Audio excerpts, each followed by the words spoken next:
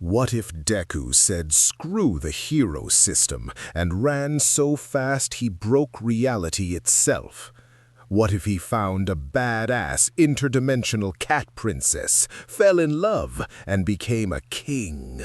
Forget canon, forget limits. This is Vigilante Deku with Sonic speed, and it's about to get wild. Welcome, legends, to Chronos Recom. I wrote this story myself, so if you have any suggestions or what-ifs you want to see, drop it in the comments below. Also, just wanted to let you know I've got a Patreon set up now for anyone who wants to support the channel directly. You can get early access to stories, submit direct fan requests, and get exclusive content. It's totally optional, but if you want to help keep these stories coming, check it out. Links in the description. And don't forget to subscribe, like, and hit that bell so you never miss an upload. Let's dive into this story. The rain fell like bullets over Camino Ward, each drop shattering against the ruins of a civilization that had eaten itself alive. The skeletal remains of buildings jutted into the storm-choked sky like broken teeth, monuments to the war that had torn hero society apart at the seams. Somewhere in the distance, a child screamed. Somewhere closer, gunfire crackled through the thunder. Izuku Midoriya heard it all. He stood on the edge of a half-collapsed apartment complex, 7 stories up, his tattered hood whipping in the wind. The dark hero costume clung to his lean frame, black tactical vest over a compression shirt, combat pants with too many pockets, all of it scarred with burns and tears from 1,000 fights. But his feet, those were pristine, red sneakers with white straps, reinforced with technology that could withstand the friction of moving faster than light itself. Power sneakers? Melissa Shield had called them in the encrypted message she'd sent 3 months ago. Before she disappeared into whatever refugee camp would take her, green lightning crackled around Izuku's body, dancing across his skin like serpents made of pure kinetic energy. The chaos force. His quirk. His curse. His everything. He closed his eyes and listened. 27 heartbeats in the warehouse 3 blocks east. 26 too terrified to move. 1 laughing. Human trafficking ring. 3rd one this week. Izuku's lips pulled into something that might have been a smile if smiles weren't supposed to reach your eyes. "You're too slow," he whispered to the rain, to the darkness, to himself. Then he moved. V-moom. The sound barrier didn't break. It shattered. Every window in a 5-mile radius exploded outward in a cascade of glittering glass. The raindrops hung suspended in the air, caught in the vacuum of his passage. To anyone watching, he would have appeared as nothing more than a streak of green lightning that carved through the storm like God's own highlighter. To Izuku, the world slowed to a crawl. He called it bullet time, though that was a misnomer. Bullets moved at roughly 1,700 miles per hour. Izuku could think, react, and move at speeds that made light itself look like it was standing still. Every raindrop became a suspended crystal. Every gust of wind became visible, tangible, something he could see and navigate around. The thunder that shook the city played in slow motion, a bass note that would take another 3 seconds to fully resolve. He was across those 3 blocks in 0.000000001 seconds. The warehouse was exactly what he'd expected. Rusted corrugated metal, broken windows, and the stench of desperation that clung to places where people were bought and sold like cattle. Izuku phased through the wall, his body vibrating at a frequency that let him pass through solid matter like it was made of fog. A useful trick when you didn't want to announce your entrance. Inside, 26 people were chained to the floor. Men, women, children, it didn't matter to the bastards who ran these operations. Flesh was flesh. Currency was currency. The 27th heartbeat belonged to a man who looked like he'd been sculpted from slabs of meat poorly stapled together. Muscular.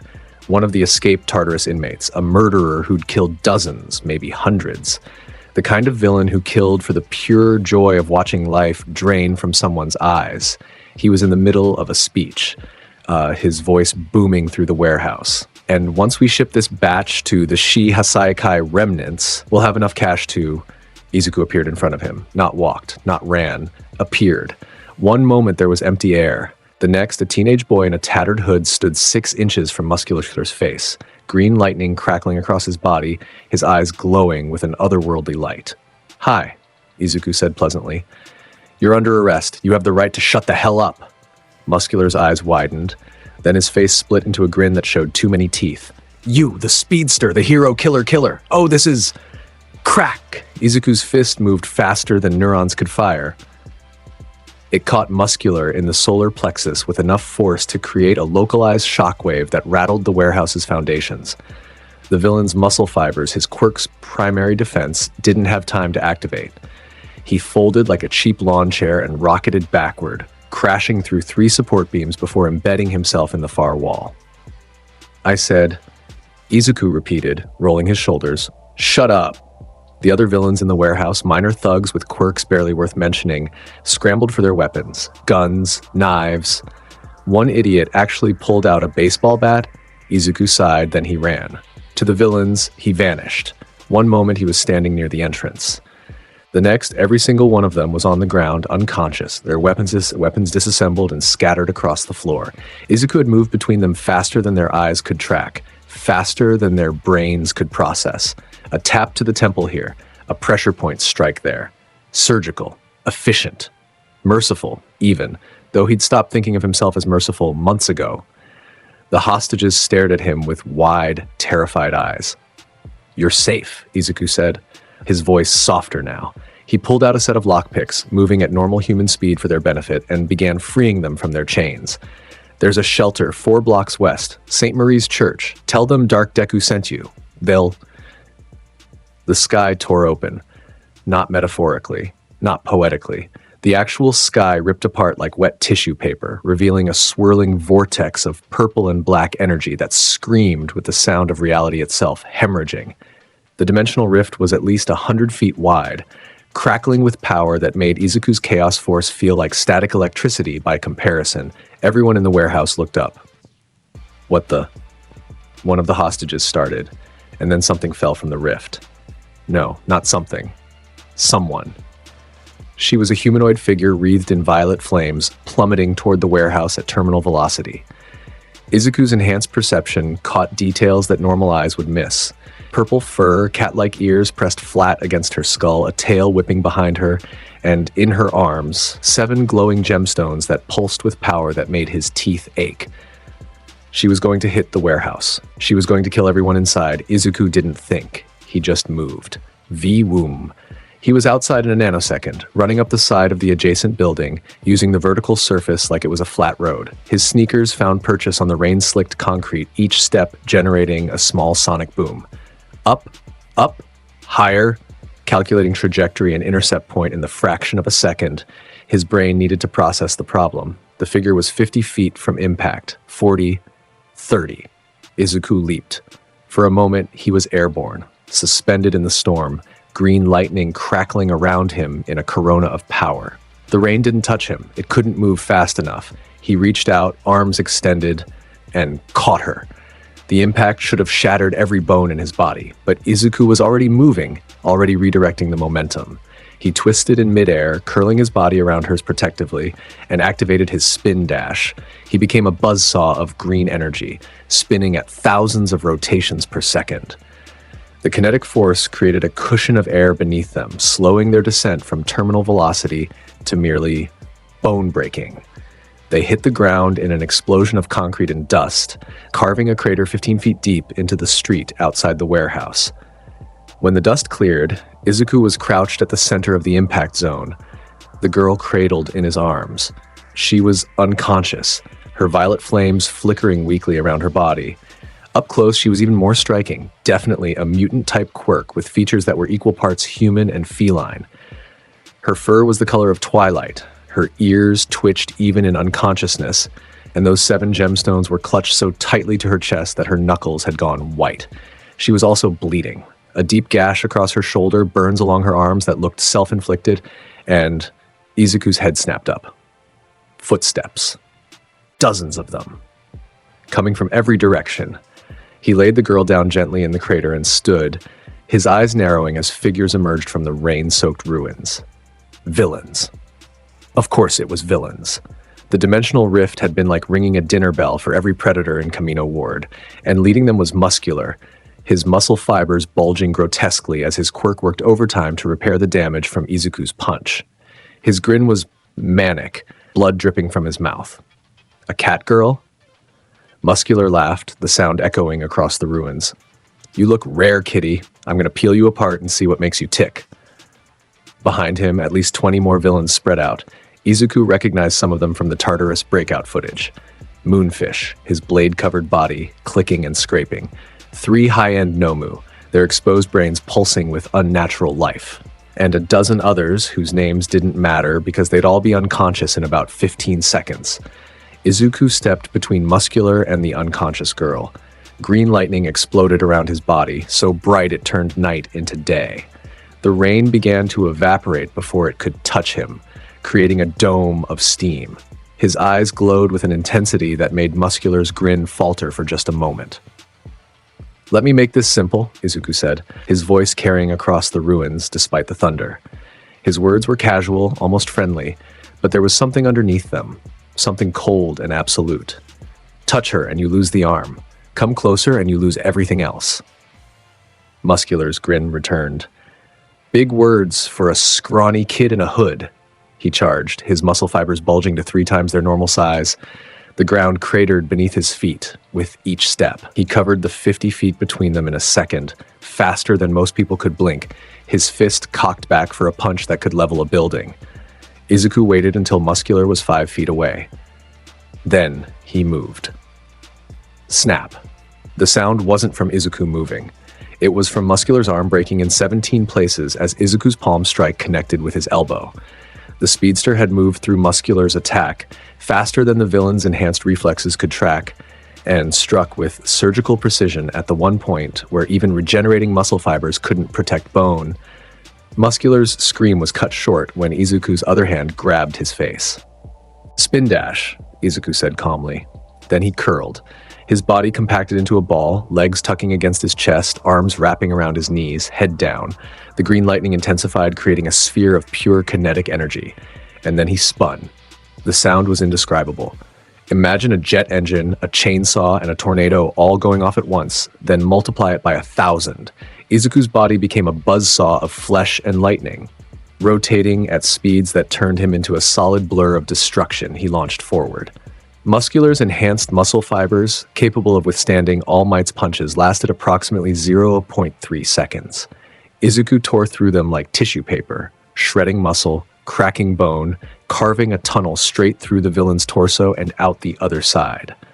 The spin dash carried Izuku another 100 feet before he uncurled, landing in a 3-point stance that cracked the pavement. Behind him, Muscular collapsed, gasping, his regeneration struggling to keep up with the catastrophic damage. Next, Izuku said, not even breathing hard, Moonfish attacked. The blade villain was faster than Muscular, his toothed blade tickles whipping out from every angle, creating a web of slicing death. Normal people would have been diced into confetti. Normal speedsters might have been able to dodge a few. Izuku dodged all of them while standing still. His body vibrated, phasing in and out of tangibility, each blade passing harmlessly through him. To Moonfish, it looked like his attacks were hitting their mark, but Izuku was simply moving the molecules of his body out of alignment with physical matter for the microsecond each blade made contact. Interesting quirk, Izuku commented, tilting his head. But predictable. Your blades move in arcs. Basic geometry. He blurred forward. Moonfish's blades converged on where Izuku had been standing. But the speedster was already behind him, moving so fast he'd created afterimages that confused the villain's targeting. Izuku grabbed 2 of the blade tentacles and ran. He sprinted in a circle around Moonfish, moving at Mach 50, creating a vortex of wind that pulled the villain into the air. The blade tentacles wrapped around Moonfish's own body as the centrifugal force intensified. When Izuku released his grip, the villain was a tangled mass of his own weapons, spinning like a top before slamming into the ground hard enough to crack the street. The 3 high-end Nomu attacked simultaneously. These weren't the mindless beasts from the earlier wars. These were advanced, multiple quirks, enhanced regeneration, combat instincts programmed by All for One himself. They moved with coordinated precision, attacking from 3 different angles to create a kill box. One had wings and fire breath. Another had multiple arms and hardening skin. The third was covered in spikes and had a quirk that let it teleport short distances. They were fast. Izuku was faster. Homing attack, he said, and grinned. He jumped, curling into a ball midair. But instead of spinning forward, he hung there for a moment, suspended by pure kinetic energy. Then he locked on. The homing attack was one of his favorite techniques. Once activated, his body would automatically adjust her trajectory to hit designated targets, bouncing between them like a pinball with infinite momentum. It didn't matter how fast they moved or how they dodged, the Chaos Force would calculate the optimal path and execute it. Izuku became a green comet. He slammed into the first Nomu's head, caving in its skull with enough force to separate brain from brain stem. Before the creature could even begin to regenerate, Izuku had already bounced off, ricocheting toward the second Nomu at an angle that defied physics. Impact. The multiple arms shattered like glass. Bounce. The third Nomu tried to teleport away. Izuku was faster than teleportation. He caught the creature mid-warp, his fist passing through the dimensional pocket it tried to hide in, and yanked it back into reality. The look of shock on the Nomu's face, if such creatures could be said to have expressions, was almost comical. "Gotcha!" Izuku said. Then he pile drove it into the ground so hard the impact registered on seismographs 3 cities over. Silence fell across the ruins. 20 villains had attacked. 20 villains were down, unconscious, or too injured to move. The entire fight had lasted less than 10 seconds of real time, though to Izuku, it had felt like slow-motion practice drills. He stood in the center of the carnage, green lightning still crackling around his body, and turned back to the crater where the cat girl lay. She was awake. Those yellow eyes, feline pupils surrounded by gold that seemed to glow with its own inner light, stared up at him with a mixture of confusion, pain, and something else. Wariness, maybe. Or recognition. Izuku deactivated his bullet time, letting the world return to normal speed. The rain started falling on him again, plastering his hood to his head. He walked to the edge of the crater and looked down at her. "You okay?" he asked. She tried to sit up, winced, and clutched her injured shoulder. The 7 gemstones scattered around her, pulsing with that same reality-warping energy he'd felt from the dimensional rift. Where am I?" Her voice was cultured, refined, with an accent Izuku couldn't place. British? Maybe? But there was something otherworldly about it, like she'd learned to speak from someone who'd learned to speak from someone who'd only read about speaking in books. "Camino Ward," Izuku said. He jumped down into the crater, landing softly beside her. "Japan. Earth. This dimension anyway. You fell through a rift. Do you remember?" "The Sol Emeralds." She lunged for the scattered gemstones, gathering them against her chest with desperate protective movements.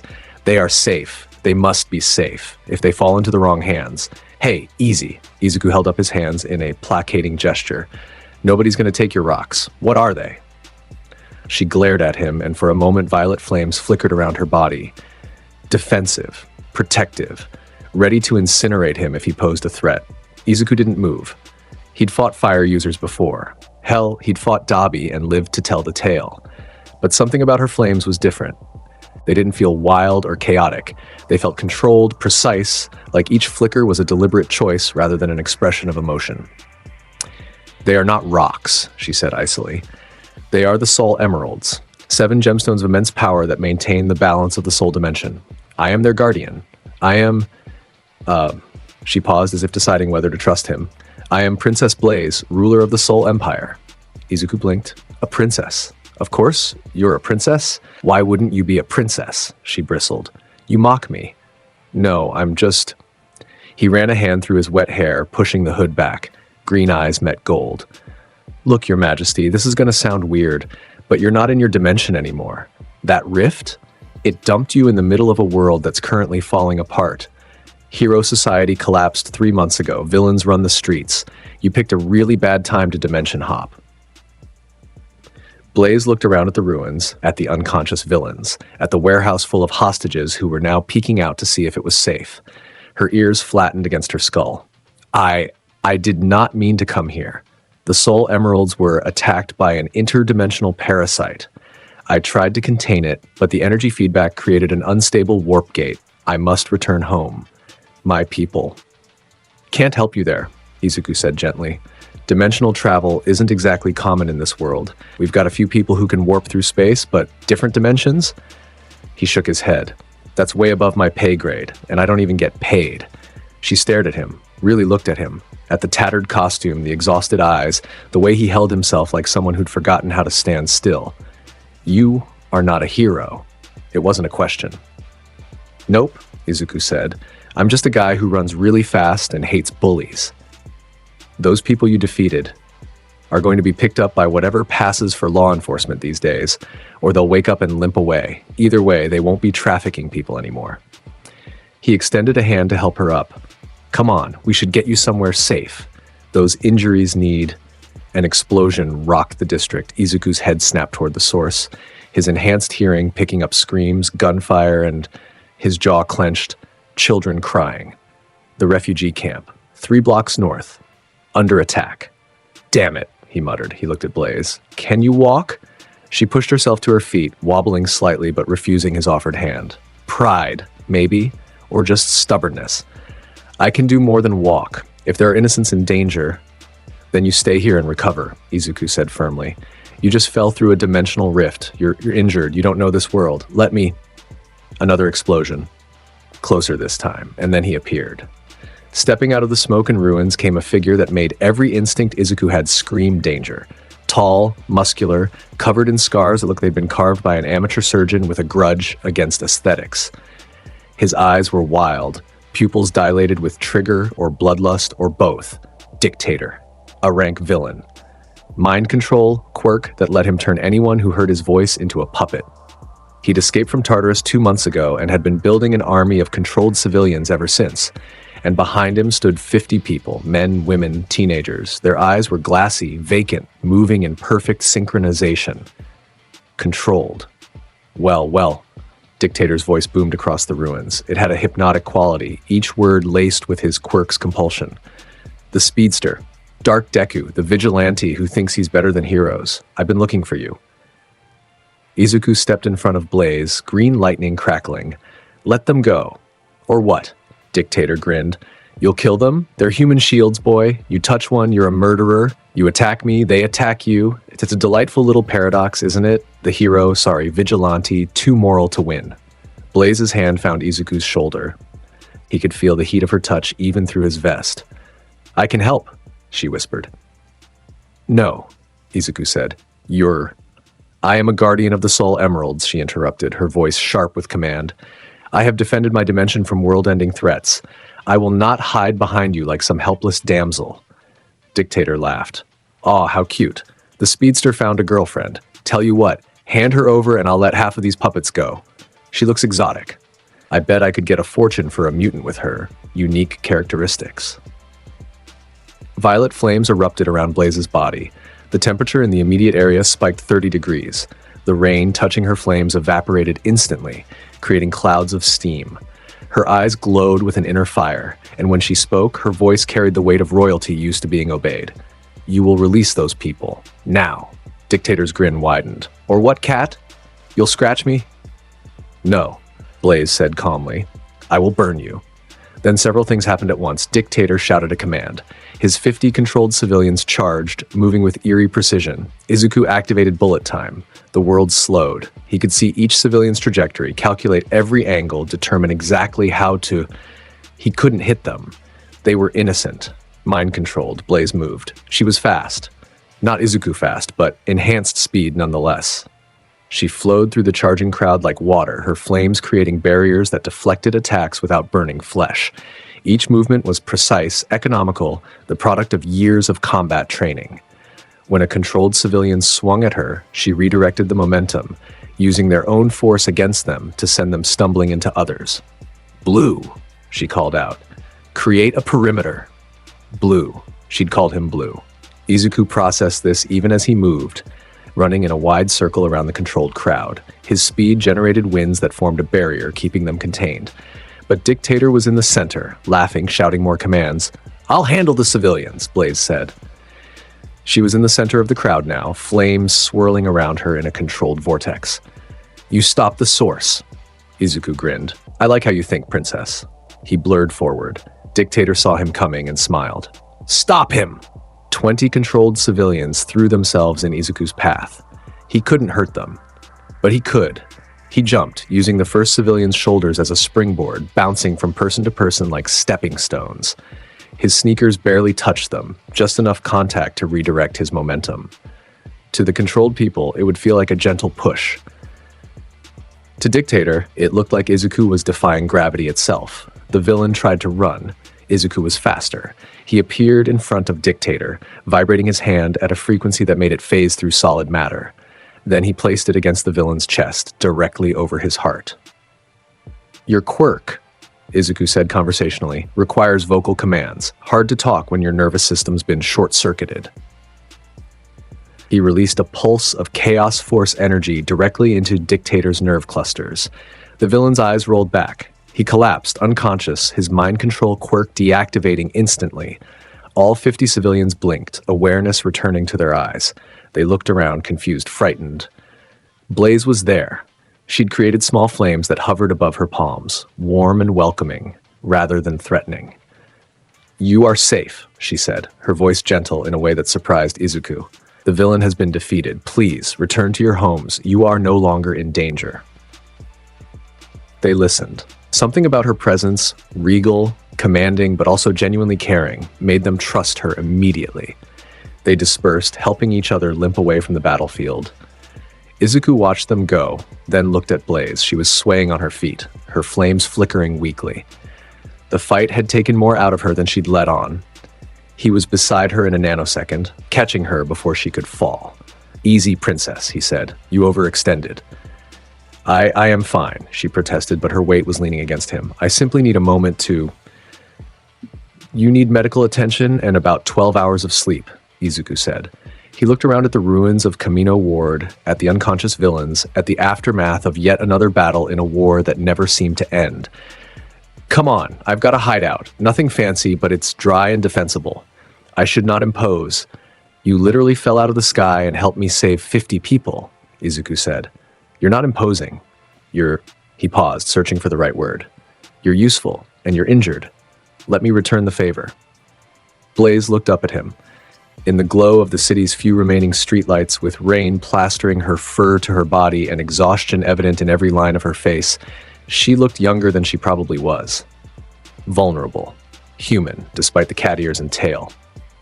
"Very well," she said quietly, "but only until I find a way home." "Deal." Izuku scooped her up bridal style along with the 7 Sol emeralds she clutched protectively. "Hold on tight. This is going to be fast."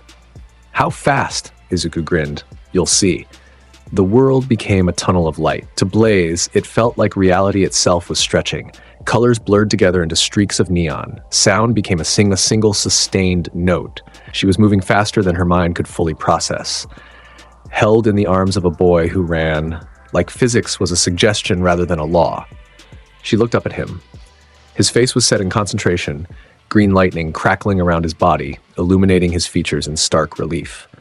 There was something almost peaceful about him when he ran, like this was the only time he allowed himself to relax. They were moving up the side of a building, then across a series of rooftops, then down into what looked like an abandoned section of the city's underground. 5 seconds after they'd started, they stopped. Izuku set her down gently in what appeared to be an old subway station. Graffiti covered the walls.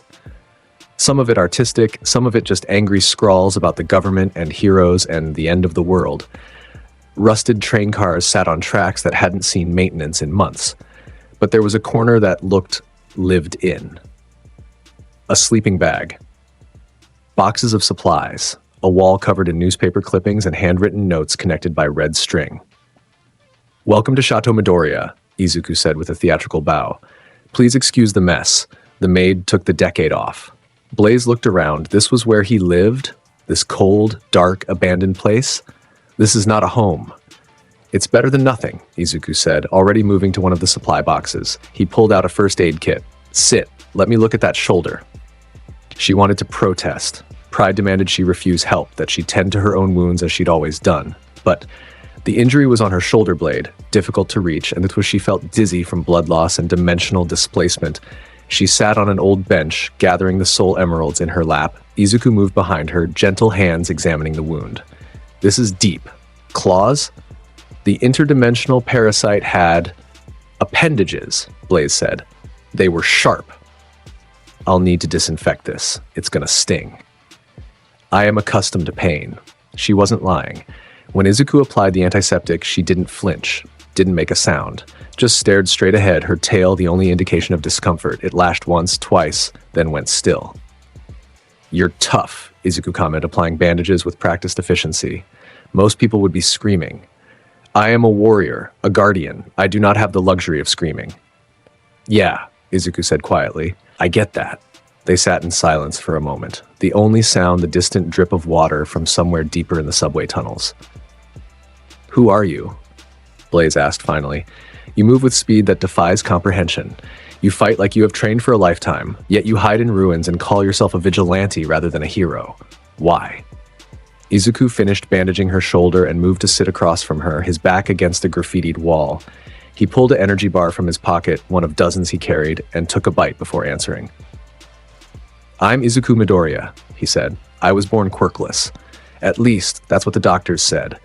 Turns out my quirk was just dormant. It manifested when I was 14. The Chaos Force. Infinite speed, energy manipulation, all the fun stuff you saw tonight. That does not answer my question, he smiled, but it didn't reach his eyes. No, it doesn't. The real answer is, I tried to be a hero. I applied to UA High School, got in even. But then the war happened. Villains attacked the school, students died, the symbol of peace retired, society collapsed, and I realized that the system, the hero ranking, the popularity contest, the bureaucracy, it was all bullshit. He took another bite of his energy bar, chewing slowly. So I left, started working alone. No sidekicks, no agency, no rules except one. Save who you can, when you can, however you can. The heroes say I'm too violent, too uncontrolled. They've tried to arrest me 3 times. He grinned. They're too slow. Blaze studied him. You are lonely. It wasn't a question. Izuku's grin faded. Maybe, but loneliness is better than watching people I care about die because I wasn't fast enough. You cannot save everyone. Watch me. There was steel in his voice, absolute conviction, the kind of determination that bordered on madness. Blaze understood it. She'd carried the same weight her entire life, the burden of being a guardian, a protector, someone who couldn't afford to fail because failure meant entire dimensions burning. I understand, she said softly. In the soul dimension, I am the only line of defense against those who would abuse the Emerald's power. I have fought since I could walk. I have sacrificed friendships, happiness, the possibility of a normal life, all for duty. Sounds exhausting. It is. She looked down at the Sol emeralds in her lap. They pulsed gently, responding to her presence. But it is who I am. I cannot imagine being anything else. Izuku leaned forward, his green eyes intense. What if you could? What if you could just stop, rest, let someone else carry the weight for a while? Could you? Blaze challenged. Could you stop running? Izuku opened his mouth, closed it, then laughed, a short, bitter sound. Touche, princess. Do not call me that. Why not? You said you're a princess. It feels mocking. It's not, Izuku said, and his tone was sincere. You carry yourself like royalty, even beaten up and dimension displaced. You've got this aura, like you're used to people obeying you just because you walked into a room. Blaze felt her ears flatten against her skull. Thank you, I think. You're welcome. He pulled another energy bar from his pocket and tossed it to her. She caught it reflexively. Eat. You need calories. She examined the wrapper skeptically. Chocolate peanut butter explosion. This name is concerning. It tastes better than it sounds, trust me. She unwrapped it and took a tentative bite. Her eyes widened. This is surprisingly adequate. High praise from a princess, Izuku teased. They ate in companionable silence for a while. Blaze found herself relaxing despite the strangeness of the situation. There was something oddly comfortable about being around Izuku. He didn't demand anything from her, didn't expect her to be anything other than what she was. After a lifetime of court politics and diplomatic necessities, the simplicity was refreshing. So, Izuku said eventually, dimensional travel. Any ideas on how to get you home? Blaze frowned. The Soul Emeralds contain enough power to theoretically open a warp gate, but it would require precise calculations, a stable energy source, and knowledge of the dimensional coordinates. I possess none of these things in this world. What about people in this world who might have that knowledge? Do you know anyone versed in interdimensional physics? Izuku thought for a moment. There's a villain, former villain, named Kurogiri. His quirk creates warp gates. But he's in custody, brainwashed by All for One, and probably not in a helpful mood. There's also a hero student named Monoma who can copy quirks, but I don't think he can copy something from a different dimension. All for One, Blaze repeated. I heard that name when I arrived. Who is he? Izuku's expression darkened. The worst villain in history. He can steal quirks, powers from other people and use them himself. He's been alive for over a century, pulling strings, creating chaos, trying to destroy hero society. He's the reason everything collapsed. Izuku clenched his fists. He's the one I can't seem to catch. You have tried? 3 times. Each time he's had hostages or backup plans or ways to escape. He's too smart, too prepared. And his speed quirk, stolen from some poor hero years ago, makes him almost as fast as me. The frustration in Izuku's voice was palpable. Almost. Blaze reached out, her hand hovering over his clenched fist. She hesitated. Physical contact was not something she was accustomed to, but then placed her palm over his knuckles. Her touch was warm, not burning, but like holding your hands near a fireplace. You will catch him, she said with absolute certainty, because you do not give up. I can see that in you, the same stubbornness I see in myself. Izuku looked down at her hand on his. You barely know me. I know enough. You caught me when I fell. You defended innocence without hesitation. You fight despite being alone, despite the world calling you a criminal. She met his eyes. These are not the actions of someone who will fail. Izuku stared at her for a long moment. Then slowly, he turned his hand over and squeezed hers. Thank you, princess. I told you not to. I know, but it fits you.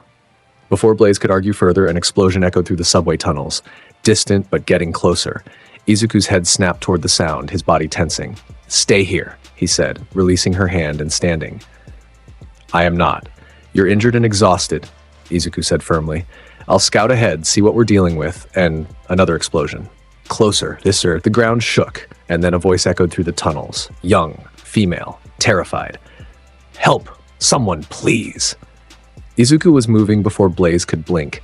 He vanished in a crackle of green lightning, leaving only displaced air and the faint scent of ozone. Blaze stood, gathering the soul emeralds, ignoring the protest from her injured shoulder. She created a small flame in her palm for light and followed the direction Izuku had gone. She found him 30 seconds later. He was standing in a collapsed section of the tunnel, green lightning crackling around his body, facing down a villain that looked like someone had taken a shark and a human and mashed them together with no regard for aesthetics or mercy. And between them was a girl, maybe 12 years old. Dirty, thin, clutching a stuffed animal that had seen better days. The shark villain, Blaze heard Izuku mutter, "Shark tooth, low-level enforcer," grinned with way too many teeth.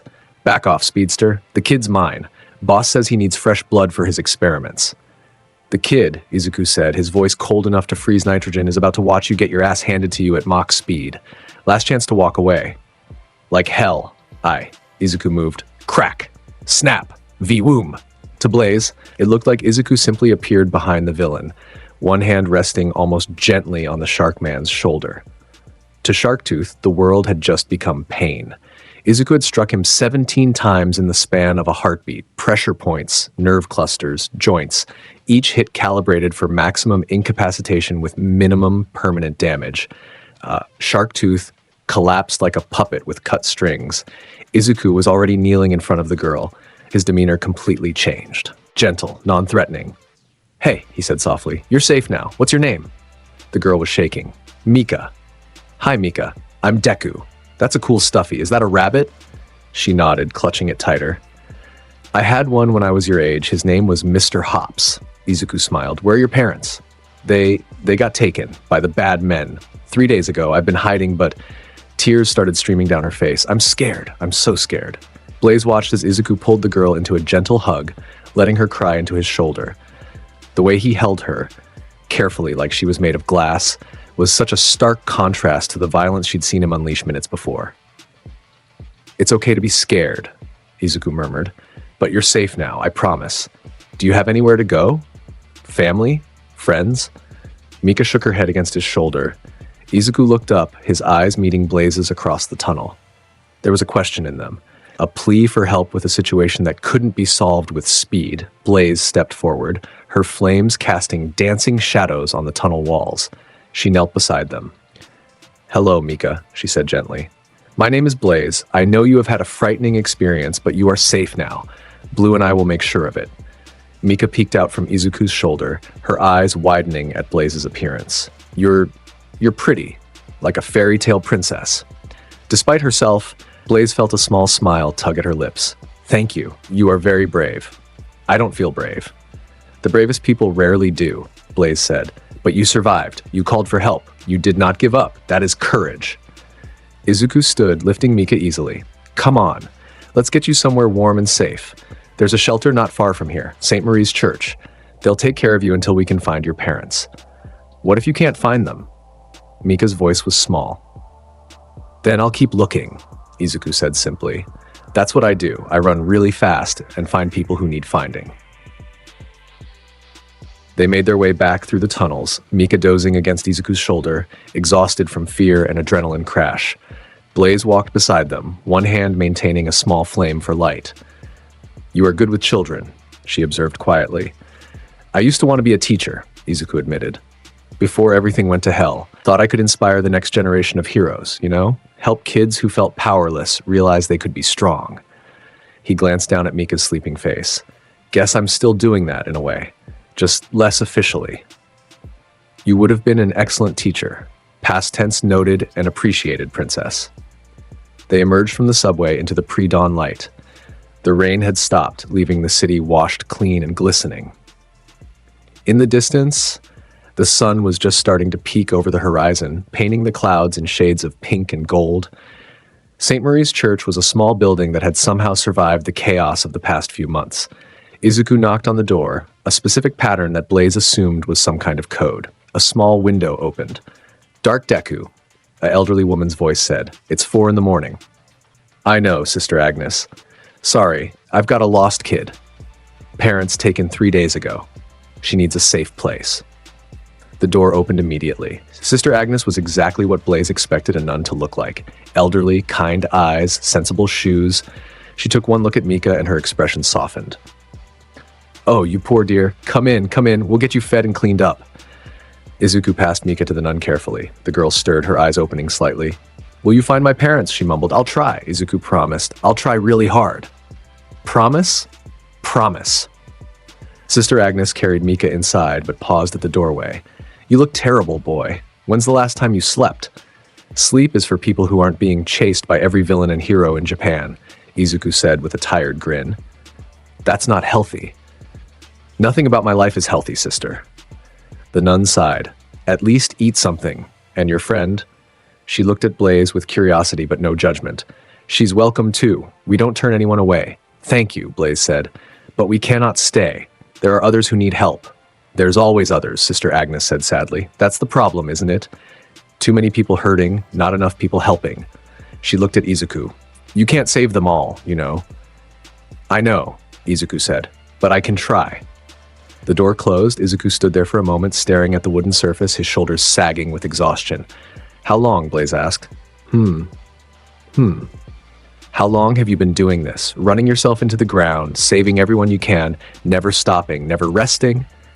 Izuku was quiet for a long moment. Then, 72 hours since I last slept. 3 months since I left UA. 6 months since the war started. A lifetime since I felt like a normal kid. Blaze felt something twist in her chest. Sympathy? Recognition? You were going to collapse. Maybe, but not yet. There's still Izuku. He stopped. She'd used his name. Not Blue, not Speedster, but his actual name. She stepped in front of him, her golden eyes meeting his green ones. You cannot fight if you are unconscious from exhaustion. You cannot save anyone if you die from pushing yourself too hard. Even warriors need rest. People are dying right now, Izuku said. While we stand here talking, someone somewhere is calling for help. If I rest, if I stop, even for a few hours, then I will watch, Blaze interrupted. I will stand guard. I will wake you if there is danger, but you will rest. That is not a request. There was command in her voice. Royal authority. The tone of someone used to being obeyed, Izuku looked like he wanted to argue, but then he swayed slightly on his feet, exhaustion finally catching up to him. 2 hours, he said finally. 4. 3. Deal. Blaze grabbed his arm before he could argue further. Now show me where this hideout of yours is, and rest before you fall on your face. They made it back to the subway station as the sun fully rose. Izuku collapsed onto his sleeping bag without even taking off his shoes. He was asleep in seconds, his breathing evening out, green lightning still crackling weakly around his body, even in unconsciousness. Blaze sat against the wall, the soul emeralds arranged in a protective circle around her. She created a small flame in her palm, maintaining it with minimal effort, and watched the sleeping speedster. He looked younger when he slept. The hard edges of his vigilante persona softened, revealing the boy underneath. 16. Maybe 17 at most. Just a child, really, carrying the weight of a collapsing world on his shoulders. Like her. She'd been 8 when she first picked up the Soul Emeralds. 8 years old and already training to fight, to guard, to sacrifice everything for duty. She'd never had friends, never had time for hobbies or interests outside of combat and politics. Her entire life had been preparation for a role she'd inherited by birth. Looking at Izuku, she saw a mirror of her own existence. Someone who ran because stopping meant confronting the void inside. Someone who saved others because they couldn't save themselves. We are the same. You and I. She whispered to his sleeping form. Both burning ourselves away for others. The Soul Emeralds pulsed gently as if agreeing. 3 hours later, an explosion rocked the subway station. Blaze was on her feet instantly, flames erupting around her body. Izuku jolted awake, green lightning crackling, eyes wild with adrenaline. What? Something is coming, Blaze said. She could feel it, a disturbance in the air, a wrongness that made her fur stand on end. They didn't have to wait long to find out what. A portal opened in the center of the subway station. Not like the dimensional rift that had brought Blaze here. This was darker, more controlled. A swirling mass of black and purple energy that smelled like decay and old death. And stepping through it was a figure that made even Izuku tense. He was tall, wearing an expensive suit that looked absurdly out of place in the ruins. His face was mostly covered by a respirator mask, but his eyes, those ancient knowing eyes, fixed on Izuku with something like amusement, all for one. There you are, the villain said, his voice distorted by the mask but still carrying an oily charm. The boy who runs faster than light. The vigilante who thinks he's a hero. I've been looking for you, Izuku Midoriya. Izuku's entire body became outlined in green lightning. How did you find me? I have eyes everywhere, boy. Did you really think you could hide from me in your little underground sanctuary? All for One's gaze shifted to Blaze. And who is this? A new friend? How delightful. I didn't know you still had the capacity for companionship. Leave, Izuku said flatly. Now, or You'll what? Run at me? Strike me down? We both know how that ends. All for One's smile was audible even through the mask. You're fast, boy. The fastest thing I've ever encountered, but speed isn't everything. You can't save the hostages I have scattered across 12 districts. You can't defuse the bombs I've planted in 3 hospitals. And you can't stop me from killing your little cat friend while you're busy playing hero elsewhere. Blaze's flames intensified. I am not so easily killed. Perhaps not, but he doesn't know that, does he? All for One gestured at Izuku. Look at him. Already calculating, already trying to figure out how to save everyone. It's adorable, really. This pathological need to be everywhere at once. What do you want? Izuku demanded. Simply to deliver a message. All for One spread his hands. Society has collapsed. Heroes have failed. Villains run the streets. This is my world now, boy. And you? You're an anomaly. A speedster playing vigilante, thinking you can hold back the tide with your heroic nonsense.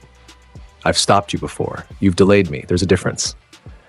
All for One's tone became almost conversational. But I'm not unreasonable. I'm willing to offer you a choice. Join me. Use your speed to help build a new world from the ashes of the old, or continue your futile resistance and watch everyone you care about die slowly. Pass, Izuku said immediately. I expected as much. Very well. The portal behind All for One began to close. But know this. I've just released Muscular Dictator and 17 other villains from temporary custody. They're all looking for you. Or rather, they're looking for the girl. Apparently, interdimensional beings fetch quite a price on the black market. Blaze felt ice run through her veins despite her flames. All for one laughed. Hunt begins at noon. I do hope you survive, Speedster. It would be such a waste to lose you before our final confrontation. The portal closed. Silence fell across the subway station. Izuku stood frozen, his mind clearly racing at speeds that matched his body. Calculating. Planning. Trying to figure out how to be in 20 places at once. Izuku, Blaze said quietly. He didn't respond. Izuku! He blinked, focusing on her. I need to check the hospitals. If he wasn't bluffing about the bombs, he was bluffing. You don't know that. I do. Blaze stepped closer to him. Men like him do not announce their plans. They do not give warnings. He wants you scattered, running in circles, exhausted. It is a psychological attack. Izuku wanted to argue. She could see it in his eyes, but he also knew she was right. The villains hunting you, however, Blaze continued, are real. We must prepare. I must prepare, Izuku corrected. You should stay here. Hide. The Sol Emeralds are my responsibility, not yours. Blaze's flames flickered with irritation. I am not some helpless civilian to be protected. I am a warrior, a guardian, and I do not hide. They'll try to capture you, sell you, use you. Then they will burn. She met his eyes steadily. I am fighting beside you, Blue. That is not negotiable. Izuku stared at her for a long moment. Then, despite everything, the threat, the danger, the weight of the world pressing down, he smiled. A real smile that actually reached his eyes. You're stubborn. I am determined. There is a difference. Not really, but he was still smiling. Okay, we fight together, but we do this smart. 17 villains plus Muscular and Dictator is 19 threats.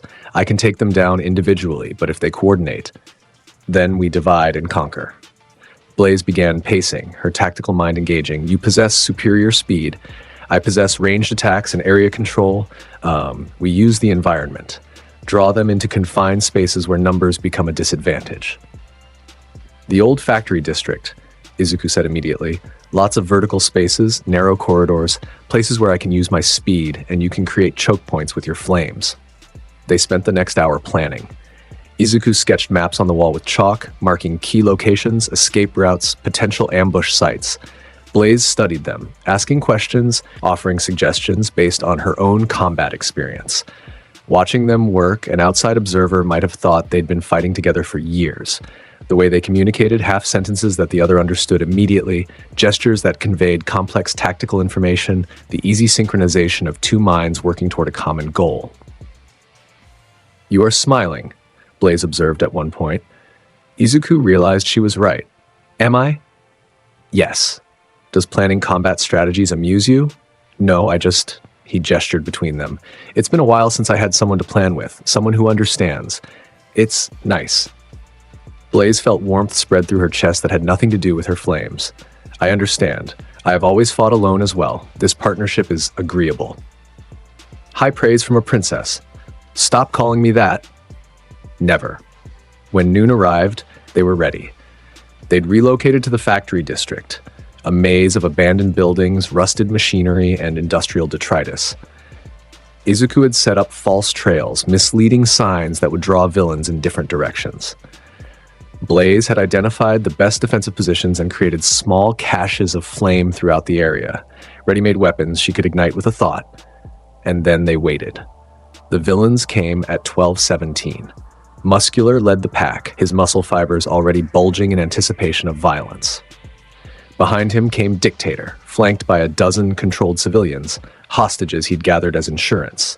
And scattered throughout the factory were the others. Moonfish, Magni, Spinner, Compress, and a dozen others whose names didn't matter. They were hunting a cat girl and a speedster. What they found was a nightmare.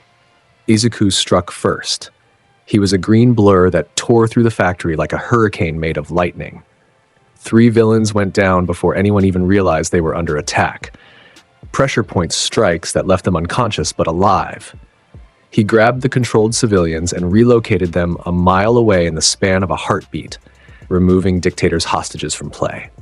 Where are you? Muscular roared, his voice echoing through the factory. Come out and fight! Your wish? Izuku's voice came from everywhere and nowhere is my command.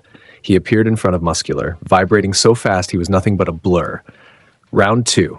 Let's see if you learned anything from round 1. Muscular charged. Izuku didn't move. He just stood there, hands in his pockets, watching the villain approach. At the last possible second, he sidestepped. Muscular's fist, moving with enough force to crater concrete, hit empty air. The momentum carried him forward, off balance. Izuku's leg swept out, hooking Muscular's ankle. The villain went down face first. Before he could recover, Izuku was on his back, one hand pressing down on his spine. "Spin dash," Izuku said calmly, his body curled into a ball, spinning at thousands of rotations per second. The buzzsaw effect shredded through Muscular's muscle fibers like tissue paper, each rotation carving deeper until Izuku hit bone.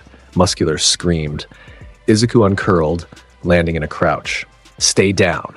You won't get a third warning." But he'd made a mistake. He'd focused too much on Muscular, and the other villains had spread out, searching for Blaze. 3 of them found her. Magni, Spinner, and a villain with a fire breath. Quirk cornered her in the factory's old furnace room.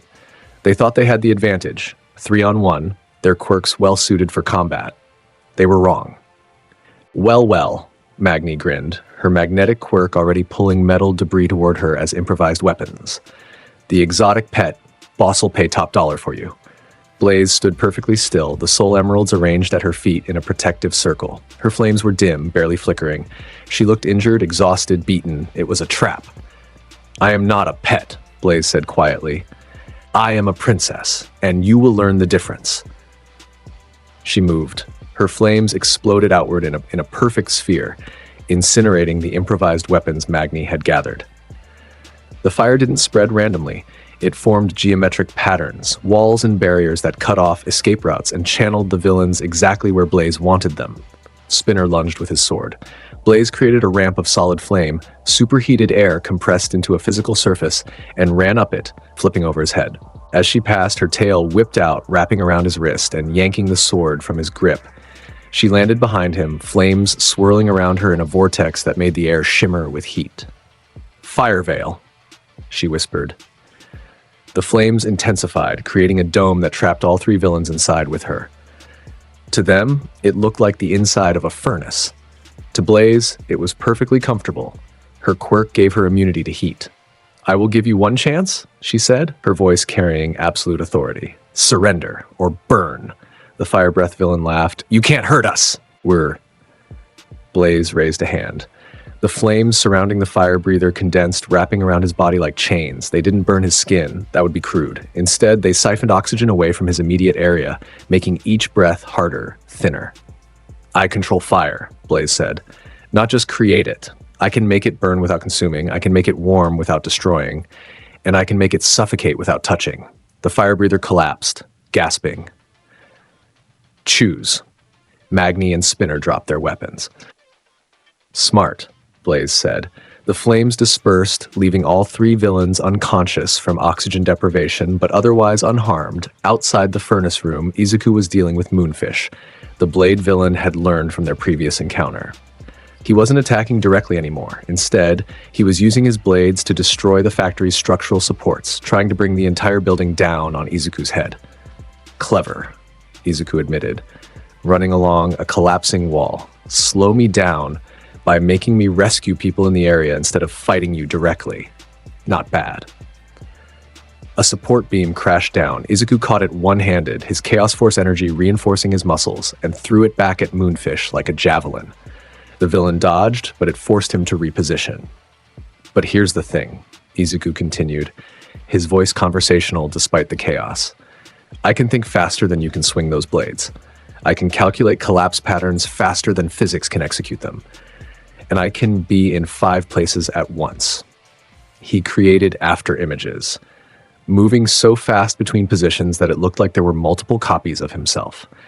Each one grabbed a different civilian or support structure, stabilizing the factory even as Moonfish tried to bring it down. "You can't outthink a speedster, Moonfish. We process time differently. To you, this fight has been going on for 30 seconds. To me?" Izuku appeared directly in front of the villain, his hand resting on Moonfish's forehead. "It's been 6 hours of me analyzing every possible move you could make and planning 17 counters for each." He flicked Moonfish's forehead. The villain rocketed backward, crashing through 3 walls before embedding in a pile of scrap metal. Unconscious, Izuku dusted off his hands. 16 down, 3 to go. He found Dictator in the factory's central courtyard, surrounded by 20 newly acquired controlled civilians. The mind controller had learned his lesson too. He wasn't getting close to Izuku or Blaze. He was using his hostages as a shield. Stalemate, Speedster, Dictator called out. You can't touch me without going through them, and you're too much of a hero to do that. Izuku tilted his head, considering. You're right, I won't go through them. Then I'll go around them. Izuku ran, not at Dictator, not at the hostages. He ran in a circle around the entire courtyard, moving so fast he created a vacuum.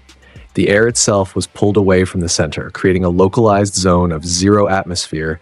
Dictator's eyes widened. His mouth opened to shout a command, but no sound came out. There was no air to carry it. The controlled civilians, protected in the outer ring where air pressure was normal, stood confused as their controller collapsed, unconscious from oxygen deprivation. Izuku stopped running. Air rushed back into the courtyard. The civilians blinked, awareness returning to their eyes.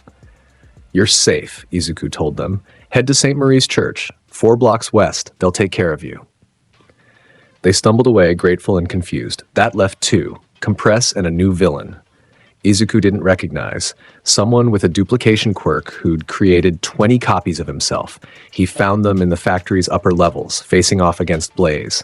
The duplicates had surrounded her, attacking from all angles. Compress was using his compression marbles to remove the floor beneath her feet, creating pitfalls and traps.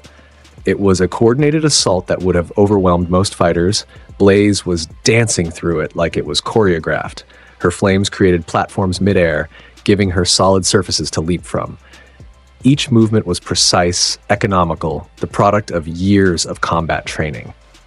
When a duplicate lunged at her, she didn't waste energy on a powerful attack. She simply redirected its momentum, using its own force to send it crashing into another duplicate.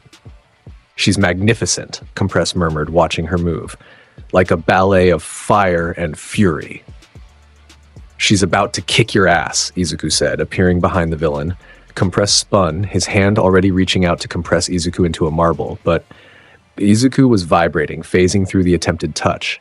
He grabbed Compress's wrist and applied pressure to a specific nerve cluster. The villain's hand went numb. The compression marbles he'd created clattered to the ground, their quirk effect deactivating. Nap time, Izuku said, and tapped Compress's temple. The villain slumped unconscious. That left the duplicates. 20 copies, all converging on Blaze. Need help, Princess? Izuku called out. I have this under control. Blaze shot back, even as 3 duplicates grabbed her from behind. Sure you do. Izuku moved into the fray. Combination attack? Blaze grinned, a fierce, feral expression that made her look more cat than human. Fire tornado? Read my mind. Izuku started running in a circle around the duplicates, creating a vortex of wind. Blaze stood in the center, flames gathering around her body. When Izuku's vortex reached critical velocity, she released her fire into it. The result was spectacular. A 50-foot pillar of spinning flame erupted, so hot it melted the metal floor, so bright it could be seen from miles away. The duplicates were caught in it, not burned. Blaze had precise enough control to avoid that, but suspended in the vortex, unable to touch the ground or each other. When Izuku stopped running and Blaze withdrew her flames, the duplicates collapsed in a dizzy heap. They merged back into a single person who immediately put his hands up in surrender. We're done, he gasped. We give up. Just please don't do that again. Blaze and Izuku stood back to back in the center of the factory, surrounded by 19 unconscious or surrendering villains. Green lightning crackled around Izuku's body. Violet flames danced across Blaze's fur. They were panting, exhausted, covered in dust and minor injuries. They were also smiling. We make a good team, Izuku said. We do, Blaze agreed, though your reckless charging into danger is concerning, says the princess who created a 50-foot fire tornado. That was tactically sound. That was showing off. I do not show off. You absolutely show off. They were still bickering when the heroes arrived. Endeavor led the team, the new #1 hero, flanked by Hawks, Mirko, and a dozen others. They'd seen the pillar of fire from across the city and come to investigate. They found Dark Deku and an unknown mutant girl standing over 19 captured villains in what looked like a war zone. Midoriya. Endeavor said, his flames crackling with barely contained frustration. What did I tell you about vigilante activities?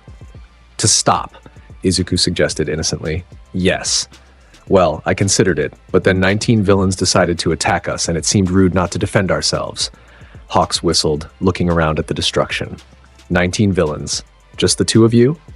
Is that surprising? Blaze asked, tilting her head. Kid, Mirko said, eyeing Blaze with professional interest. Who the hell are you? I am Princess Blaze, guardian of the Soul Emeralds, ruler of the Soul Dimension. Blaze lifted her chin proudly. I arrived in this world through a dimensional accident. Blue has been assisting me. Blue? Endeavor looked at Izuku. Izuku shrugged. It's a long story. I'm sure it is. Endeavor's expression was unreadable. Heroes are authorized to bring you in, Midoriya. You know this. The Hero Commission considers you a dangerous vigilante. Then arrest me. Izuku spread his arms. Oh wait, you can't, because I'm too fast. Midoriya, look. Izuku's tone became serious. I know you guys want to bring me in. I know the Commission is scared of someone operating outside their control. But right now, society is collapsing. Villains are running wild. And you need all the help you can get, whether you want to admit it or not. He gestured at the unconscious villains. These 19 were planning to sell Blaze on the black market. They had hostages. They were going to hurt people. I stopped them. We stopped them. And we'll keep stopping threats like this, with or without your permission. Endeavor's flames intensified. That's not how this works. Then change how it works. Izuku's voice rose. The old system failed, Endeavor. The hero rankings, the popularity contests, the bureaucracy, it all failed. Maybe it's time to admit that the rules need to change. Silence fell across the factory. Hawks broke it. He's got a point. Hawks, Endeavor started.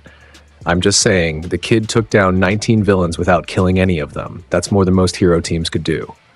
Hawks looked at Izuku with something like respect. And he's right about the system. It's broken. We all know it. Mirko crossed her arms. So what are you suggesting? We just let him keep running around doing whatever he wants? I'm suggesting, Hawks said carefully, that maybe we work with him instead of against him. Provisional license, supervised patrols, something. Endeavor looked like he'd swallowed something sour. The Commission won't approve it. Then don't tell them, Izuku said. Look, I'm not asking for official sanction. I'm just asking you to stop trying to arrest me when I'm literally saving people's lives. Can we agree on that? Endeavor stared at him for a long moment, then, reluctantly, he nodded. Temporary truce. But Midoriya, if you cross the line. I won't, Izuku said. I'm not a villain. I'm just faster than the system.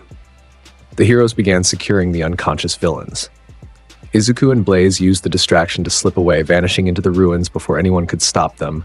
They reconvened at the subway station an hour later. Blaze was tending to a burn on Izuku's shoulder. He'd gotten too close to one of her fire vortexes during the fight. She applied salve with gentle fingers, her touch careful. That was reckless, she said. Which part? All of it. The confrontation with the heroes, the fight with 19 villains, the fact that you have been awake for, she calculated, 19 hours now. I've gone longer. That is not the reassurance you think it is. She finished bandaging his shoulder. You push yourself too hard, says the princess who created a 50-foot fire tornado while injured. That was different, how? Blaze paused, considering. It was not different. Perhaps we are both equally reckless. Guess it's a good thing we found each other, Izuku said. 2 reckless idiots are better than 1. She swatted his arm. I am not an idiot. No, Izuku agreed, his tone softening. You're amazing. The way you fought today, the control, the precision, the tactical thinking, you're incredible, Blaze. She felt heat rise to her face that had nothing to do with her flames. Thank you. You are quite skilled yourself. Your speed is extraordinary. They sat in comfortable silence for a while, both too exhausted to move but too wired to sleep. The adrenaline was still coursing through their systems, making everything feel sharper, more intense. Blue, Blaze said eventually. Yeah? Why do you do this? Truly? You could use your speed to escape this world. Run to somewhere safer. Build a life that does not involve fighting every day. Izuku was quiet for a long moment. Because if I don't, who will? The heroes are overwhelmed, the system is broken, and there are people out there, kids like Mika, who need someone to save them. He looked at her. I run because I can, because I have this power and it would be wrong not to use it. Even if it destroys you, even then. Blaze recognized that determination. It was the same force that had driven her entire life, the same burden that kept her awake at night, wondering if she was doing enough, being enough. I understand, she said softly, more than you know. She reached out and took his hand. The touch was deliberate this time, not just incidental. Her palm pressed against his, warm and solid and real. Izuku looked down at their joined hands, then back up at her face. Blaze, you are not alone, she interrupted. Not anymore. As long as I am trapped in this dimension, as long as I cannot return home, you have an ally. A partner. Someone who understands the weight you carry. I can't ask you to. You are not asking, I am volunteering. Her grip tightened. We are the same, you and I, warriors who cannot stop fighting, guardians who cannot abandon their duty. Perhaps together we can carry this burden more easily. Izuku stared at her, something vulnerable and hopeful flickering in his eyes. You really mean that? I do not say things I do not mean. He squeezed her hand back. Thank you, princess. You are welcome, Blue. They sat like that for a while, hands joined, two broken people finding unexpected comfort in each other's company. Outside, the world continued to burn. Villains plotted, heroes struggled, society teetered on the edge of collapse. But in that moment, in that abandoned subway station, Izuku and Blaze found something that had been missing from their lives for far too long. They found hope. The next few days fell into a pattern. By day, they hunted villains. Izuku used his speed to scout the city, identifying threats. Blaze provided tactical analysis and support. They worked in perfect synchronization, each anticipating the other's moves, covering each other's weaknesses. They stopped a bank robbery in Musutafu, rescued hostages from a collapsing building in Hosu, took down a trafficking ring in Kamino Ward's southern district. Each fight was efficient, precise, no wasted motion or unnecessary violence. The city started to notice. Dark Deku's got a partner now, people whispered. Some kind of fire cat girl. They say she's a princess from another dimension. They say she can control flames with her mind. They say together they're unstoppable. The rumors spread. Some painted them as heroes, others as vigilantes too dangerous to be allowed freedom. But everyone agreed on one thing. They were effective. By night, they returned to the subway station. Ate together, Izuku introduced Blaze to the dubious joy of chili dogs, which she declared surprisingly palatable. Planned their next moves, talked about their worlds, their lives, their dreams. What was the soul dimension like? Izuku asked one evening, sharing his last energy bar with her. Blaze's eyes grew distant. Beautiful, vast oceans of liquid light, cities that floated on thermal updrafts. My palace overlooked the flame gardens, a place where fire bloomed like flowers, harmless and warm. She smiled sadly.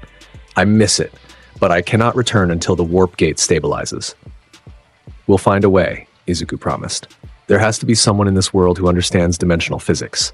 Maybe Melissa Shield if we can find her. Or that support student from UA, Hatsume. She's crazy enough to try anything. And if we cannot, Izuku was quiet, then you'll have to build a new life here. But you won't be alone. I'll help you. We'll figure it out together. Blaze looked at him, this boy who barely knew her but had already sworn to help her return home. Why? Why what? Why do you care? I am a stranger from another dimension. I have nothing to offer you. You're my friend, Izuku said simply. Isn't that enough? Friend. The word resonated in Blaze's chest. She'd never had friends before. Subjects, yes. Guards, advisors, diplomats, but never someone who wanted nothing from her except companionship. Yes, she said softly, that is enough. Their bond deepened with each passing day. Izuku taught Blaze about his world. The quirks, the heroes, the complex social dynamics. Blaze taught Izuku about combat tactics from her dimension, fighting styles that emphasize precision over power. They sparred in the empty subway tunnels, moving at speeds that would terrify normal people. Izuku's lightning clashed with Blaze's flames, creating light shows that painted the tunnels in shades of green and violet. You rely too much on speed, Blaze critiqued after one session. What happens when you face an opponent who can match it? Hasn't happened yet. But it could. You need backup strategies, techniques that don't require movement. She taught him to use the Chaos Force energy offensively, not just as a byproduct of his speed. how to channel it into concentrated blasts, how to create shields of crackling lightning. Izuku, in turn, taught her to think faster. Your flames are powerful, but you telegraph your moves. You need to be unpredictable, random. I am a princess. I do not do random. Then learn. Because villains don't follow rules or patterns, they're chaos. You need to match that chaos. They pushed each other, challenged each other, made each other better.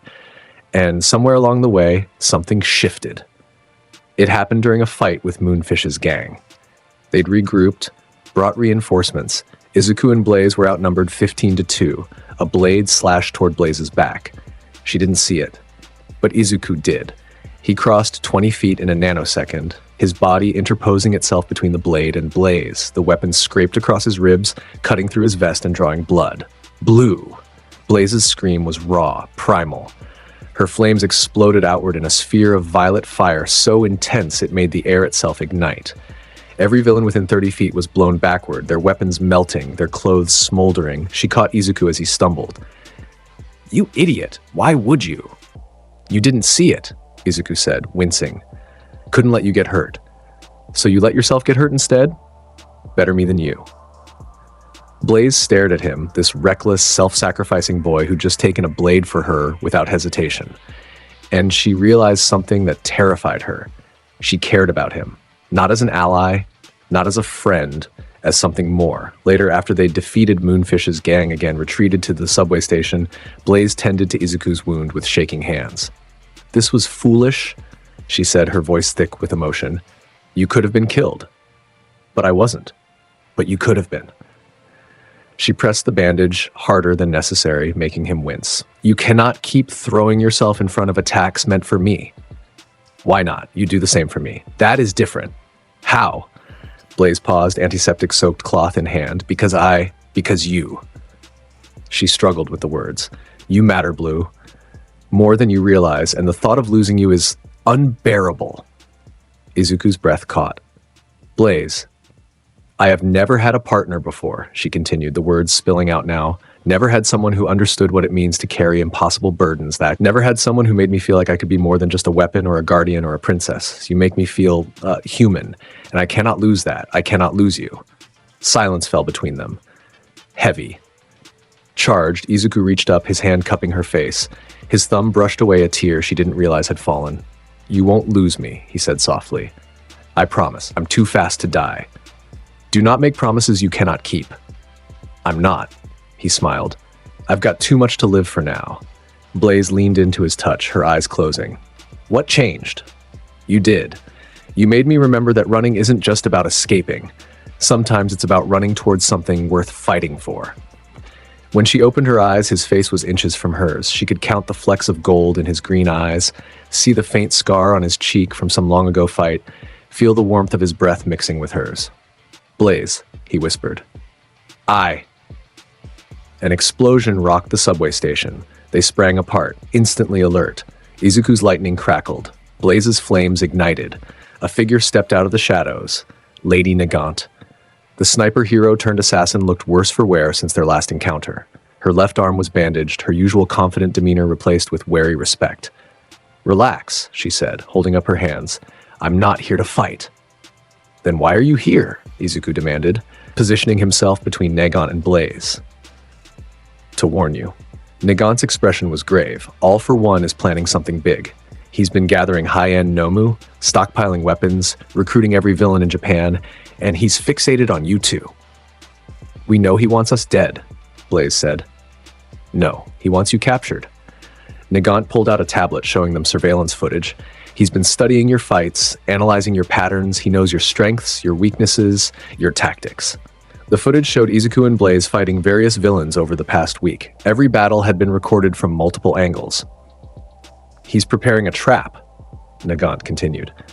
3 days from now, Camino Ward Central Plaza. He's going to use civilians as bait, force you to come. And when you do..." She zoomed in on the footage, showing modified Nomu with enhanced speed.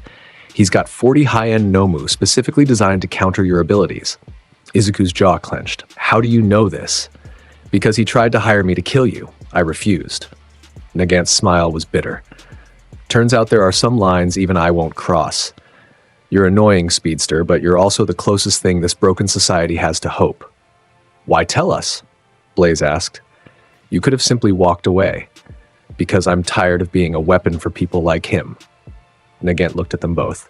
You two fight for something, you believe in something fresh. Maybe that makes you naive, but it also makes you dangerous to all for one's plans. So consider this my attempt at redemption. She tossed the tablet to Izuku. That has all the intel I could gather. Guard positions, Nomu specifications, civilian population estimates. Use it. Win.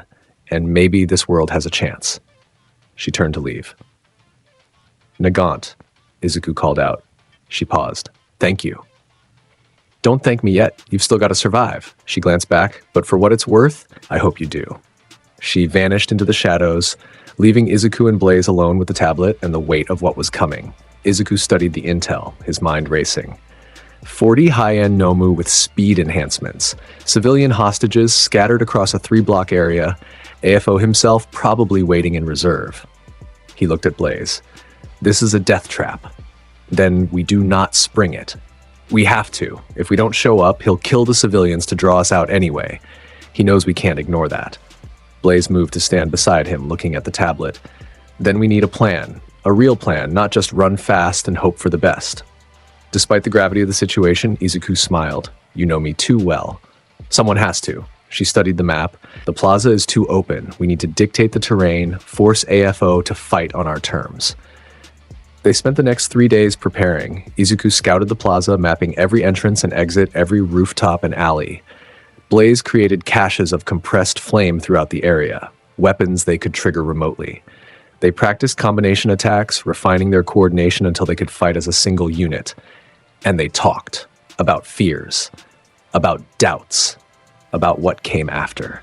If we survive this, Izuku said on the second night, what will you do? Blaze was quiet. Find a way home. That has always been my goal. But if you can't, if you're stuck here, she looked at him, then I suppose I would need to build a new life, find a new purpose. A pause.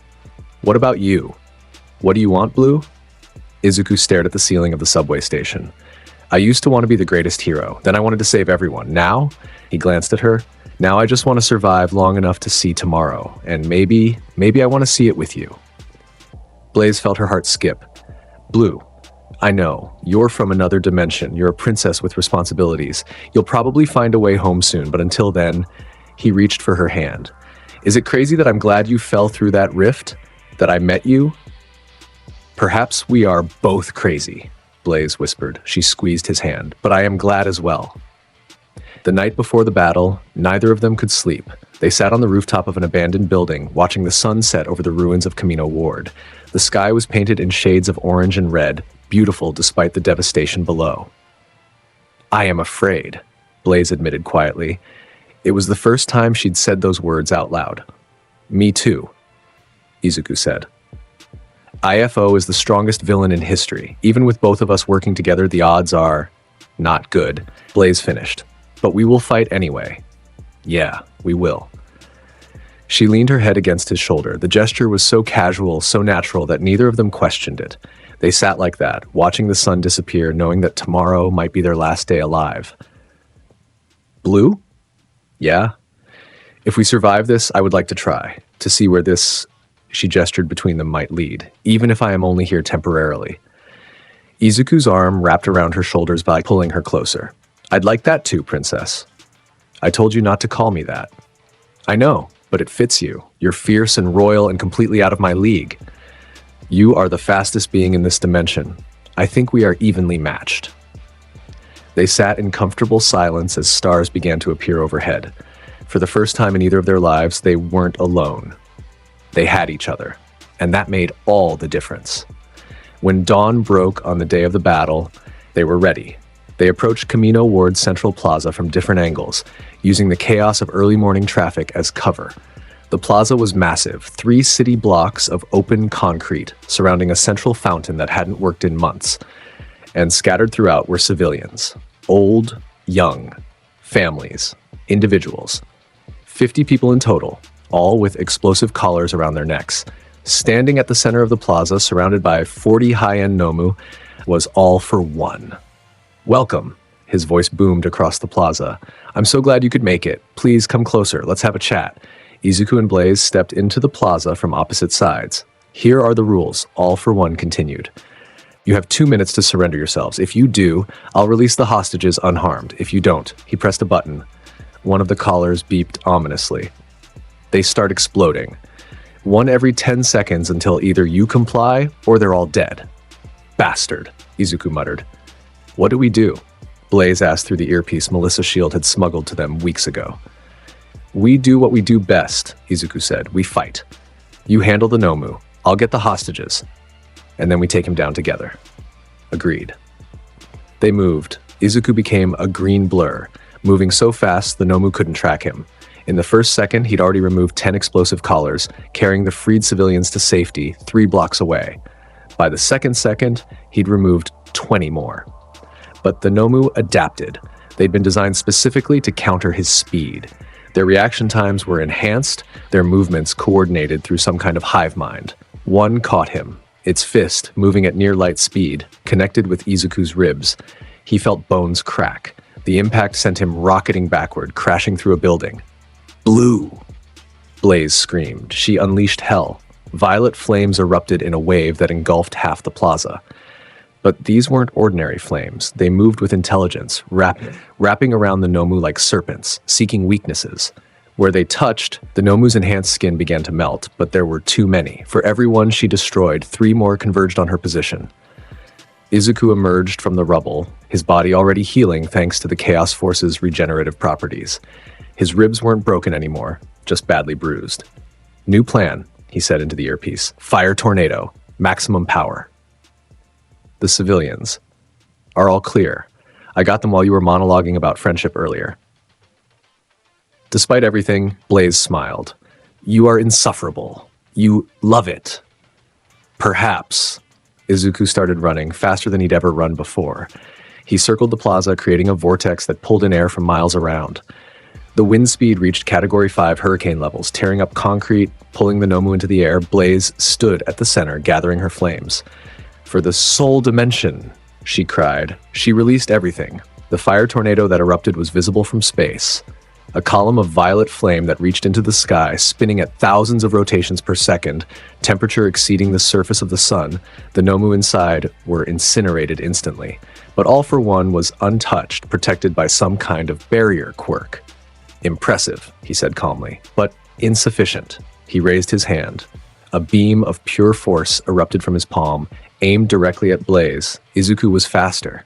He appeared in front of her, arms spread, and activated his phasing ability. The beam passed through him harmlessly, or should have. All for One smiled.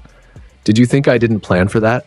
This beam exists in multiple dimensions simultaneously. You can't phase through it." The beam hit Izuku square in the chest. He felt something inside him break. Not bones, but something deeper. His chaos force flickered, destabilized by whatever quirk AFO had just used. He collapsed. "No!" Blaze caught him before he hit the ground. "Blue, stay with me." "I'm fine," Izuku gasped. Blood trickled from the corner of his mouth. "Just need a second." All for One approached, flanked by the remaining Nomu. "It's over, children. You fought well, but this is my world now. Submit, and I'll make your deaths quick." Blaze looked down at Izuku, at this boy who'd changed everything, who'd made her feel human, who'd given her something to fight for beyond duty. She felt rage, pure, absolute, incandescent rage. Her flames intensified, changing color. Violet became white, became blue, became something beyond blue. The temperature around her spiked so high that the concrete beneath her feet turned to glass. "You hurt him," she said, her voice otherworldly.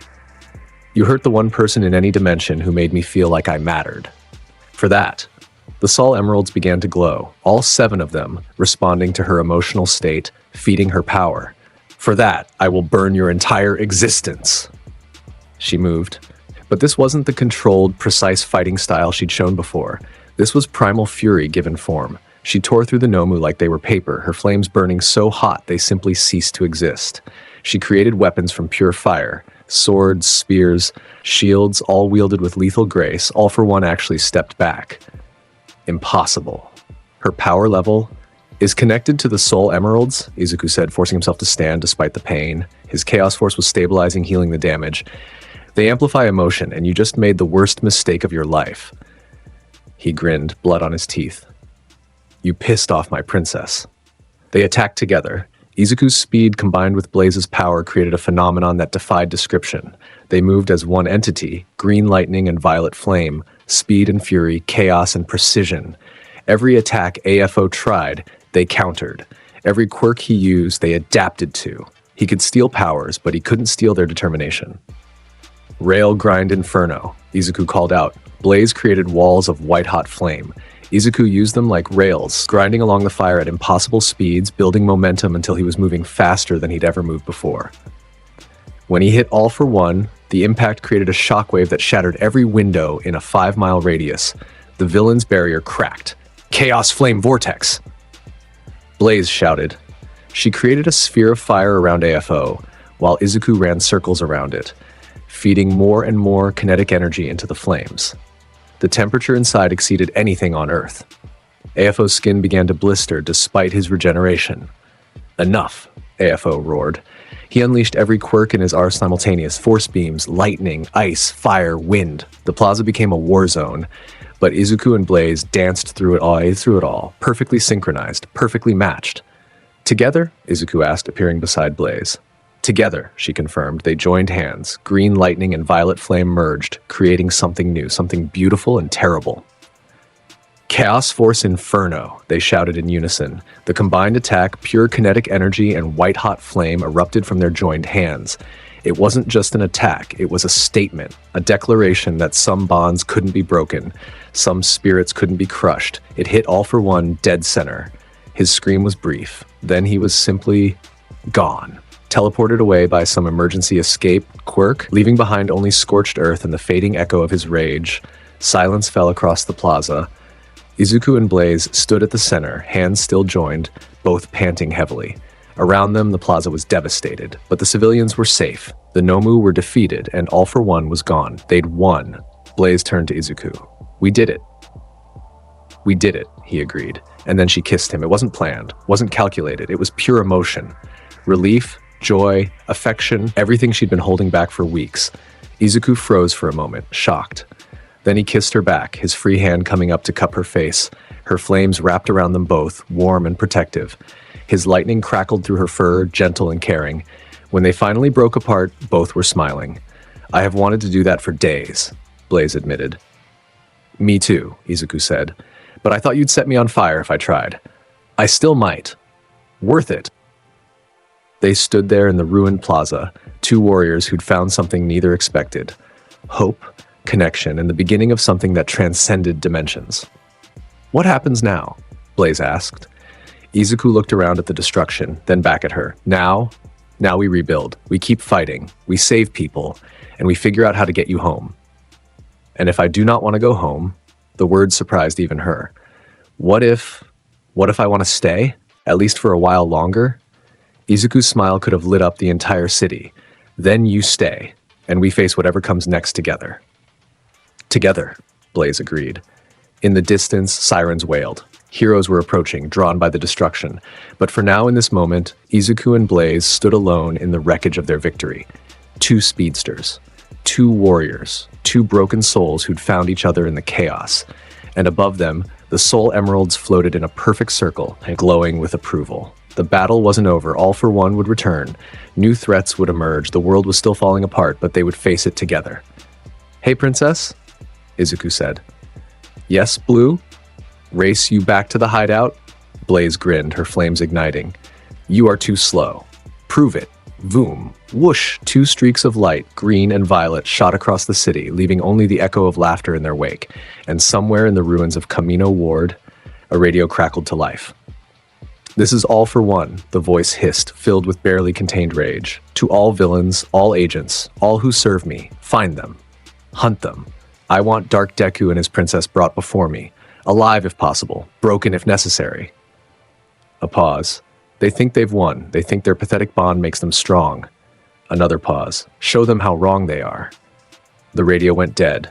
In a warehouse across the city, a figure stepped out of the shadows, in a tall, masked, with a quirk that could stop time itself. Finally, Overhaul murmured, adjusting his gloves, something interesting to dissect. The hunt was on, but Izuku and Blaze didn't know that yet. They were too busy racing through the city, challenging each other, laughing for the first time in what felt like forever, because for the first time in their lives, they weren't alone. They had each other, and that made them unstoppable. At least, that's what Izuku thought as he and Blaze touched down on the rooftop of their hideout, both still crackling with residual energy from their race. His lungs burned. A good burn. The kind that came from pushing himself not because he had to, but because he wanted to. Because racing Blaze across the ruins of Camino Ward at sunset, laughing like idiots, feeling alive in a way that had nothing to do with fighting, that was something worth running for. Blaze landed beside him with feline grace, her flames dissipating into wisps of violet smoke.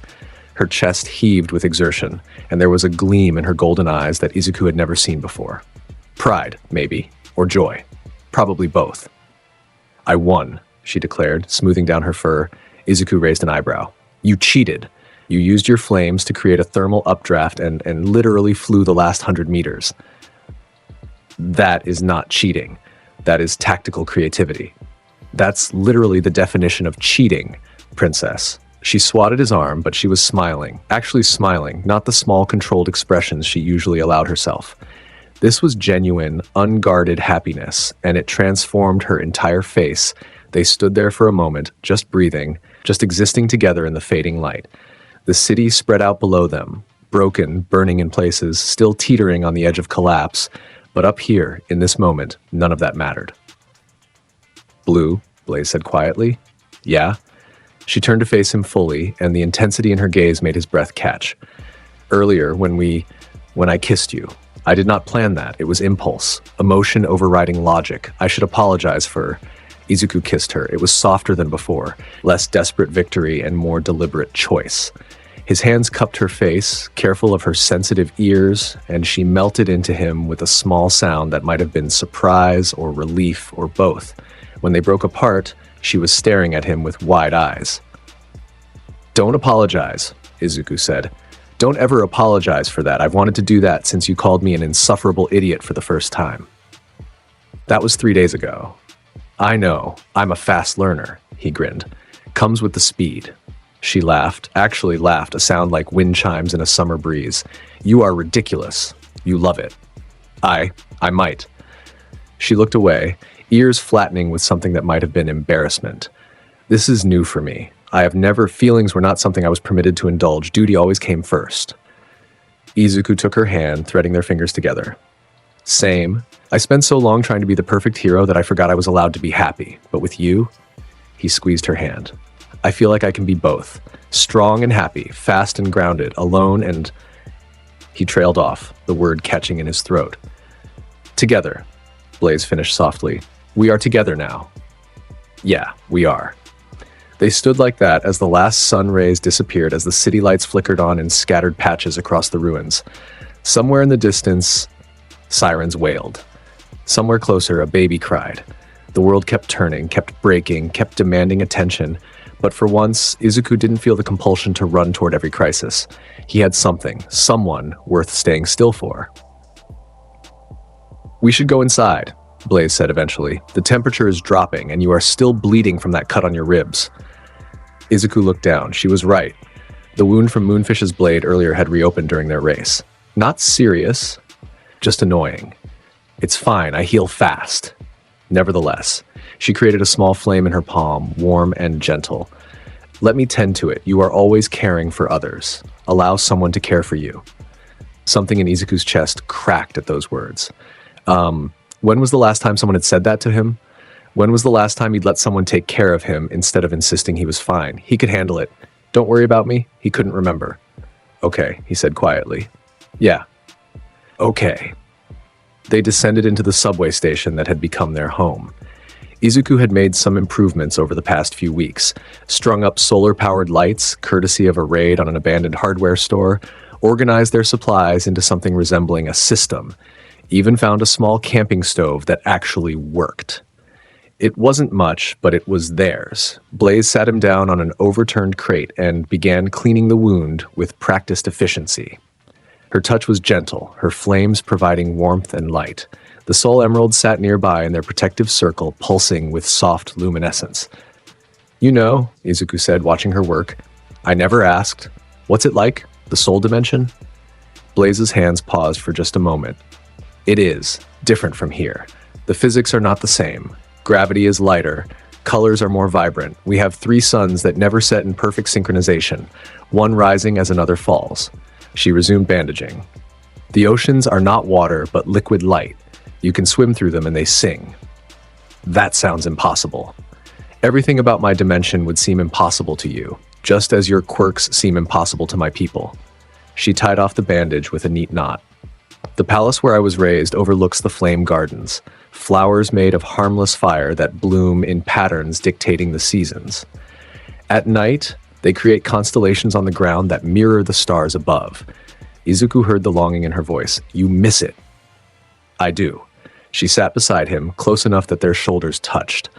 But I do not miss the isolation, the constant vigilance, the knowledge that one mistake could doom my entire dimension. She looked at him. Here, fighting beside you, I feel like I can breathe for the first time in my life. Is that strange? No, Izuku said. I get it. I felt the same way when I left UA, like I'd been holding my breath for years and finally exhaled. He leaned into her warmth. Guess we're both recovering control freaks learning to share the burden. I am not a control freak. Princess, you literally reorganized my supply boxes alphabetically yesterday. They were in chaos. It was necessary. They were in perfect chaos. I knew where everything was. You knew where everything was in theory. Now you know where everything is in practice. They bickered like that for a while, comfortable and easy, until Izuku's stomach growled loud enough to echo through the subway station. Blaze raised an eyebrow. When did you last eat? Izuku thought about it. Yesterday? Maybe? Time gets weird when you're running at light speed. That is unacceptable. She stood, moving to their food supplies. You cannot sustain your metabolism on nothing. Your chaos force requires calories. I've got energy bars. You have eaten 17 energy bars in 2 days. That is not sufficient nutrition. She pulled out a can of soup in the camping stove. Sit. I will prepare something. You don't have to. I am aware I do not have to. I choose to. There is a difference. She set the stove up with efficient movements. Now sit and tell me about your world. The parts before it fell apart. So Izuku did. He told her about UA, about his classmates, Bakugo's explosive personality, Todoroki's quiet intensity, Uraraka's infectious optimism. He told her about training exercises that went hilariously wrong, about the sports festival, about late nights studying hero law and early mornings running laps. You sound happy when you speak of it, Blaze observed, stirring the soup. I was, for a while. It felt like I'd finally found where I belonged. Izuku's voice went quiet. Then the war happened, and I realized belonging somewhere doesn't matter if that somewhere gets destroyed. Your friends, did they? Some died, some scattered, some are still fighting with the remaining heroes. He didn't name names. It hurt too much. I don't know where most of them are now. Communications broke down months ago. Blaze ladled soup into a chipped bowl and handed it to him. I am sorry. Loss is difficult. Yeah. He ate in silence for a moment. The soup was surprisingly good. She'd added spices from somewhere, made it actually taste like food instead of canned sadness. What about you? You had friends in the soul dimension? I had. Acquaintances. Allies. People who served the crown. She sat beside him with her own bowl. But friends? No, I was not permitted such luxuries. A guardian must stand alone, free from attachments that could compromise judgment. That's a terrible way to live. It is the way I was raised. Duty before self, the throne before the individual, the dimension before personal desires. She ate a spoonful of soup. I did not question it until I came here, until I met you. What changed? You did not let me stand alone. Even when I ordered you to, even when I insisted I was fine, you stayed. You fought beside me. You made me feel... She struggled with the word. Valued, not for my title or my power or my duty, just for me. Izuku set down his bowl and took her hand. You are valued. You're incredible, Blaze. The way you fight, the way you think, the way you care, even when you pretend you don't. I've never met anyone like you. I have never met anyone like you either. A boy who runs faster than light, but always stops to help. Who has power enough to level cities, but uses it to save children. Who could escape this broken world at any time, but chooses to stay and fight. Her grip tightened. You are either the bravest person I have met or the most foolish. Can I be both? I suppose you can. She leaned her head against his shoulder. We match that way. Brave fools trying to save worlds that may not deserve saving. They finished their soup in comfortable silence. Afterwards, Izuku cleaned up while Blaze checked the perimeter, her flame sensing heat signatures in a 3-block radius. All clear as usual. The villains who'd attacked earlier were either still unconscious or had fled. Tomorrow would bring new threats, new battles, new impossible odds. But that was tomorrow. Tonight, Izuku pulled out his sleeping bag and hesitated. Blaze noticed. What is wrong? There's only one sleeping bag. You've been sleeping on the ground for days. That can't be comfortable. I have slept in worse conditions. I am fine. Blaze, I am fine, Izuku. But she wasn't. He could see it in the way she held herself, in the tension in her shoulders, in the way her tail wrapped protectively around her legs. She was exhausted, running on fumes and sheer willpower. Share with me, he said. She blinked. What? The sleeping bag. It's big enough for 2 if we're close. You need rest, real rest. And he felt heat rise to his face. I sleep better when you're nearby, knowing you're safe. Blaze stared at him for a long moment, then quietly, I sleep better when you are nearby as well. Your heartbeat is soothing. So they shared. It was awkward at first. Neither of them quite sure how to position themselves, both hyper-aware of every point of contact. But eventually they settled, Izuku on his back with Blaze curled against his side, her head on his chest, her tail draped over his legs, her flames dimmed to almost nothing, just enough to provide gentle warmth. Blue? She murmured into the darkness. Yeah? Thank you. For everything.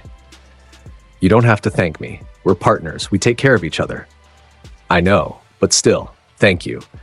Izuku wrapped an arm around her, holding her close. Her purr was so quiet he almost didn't hear it.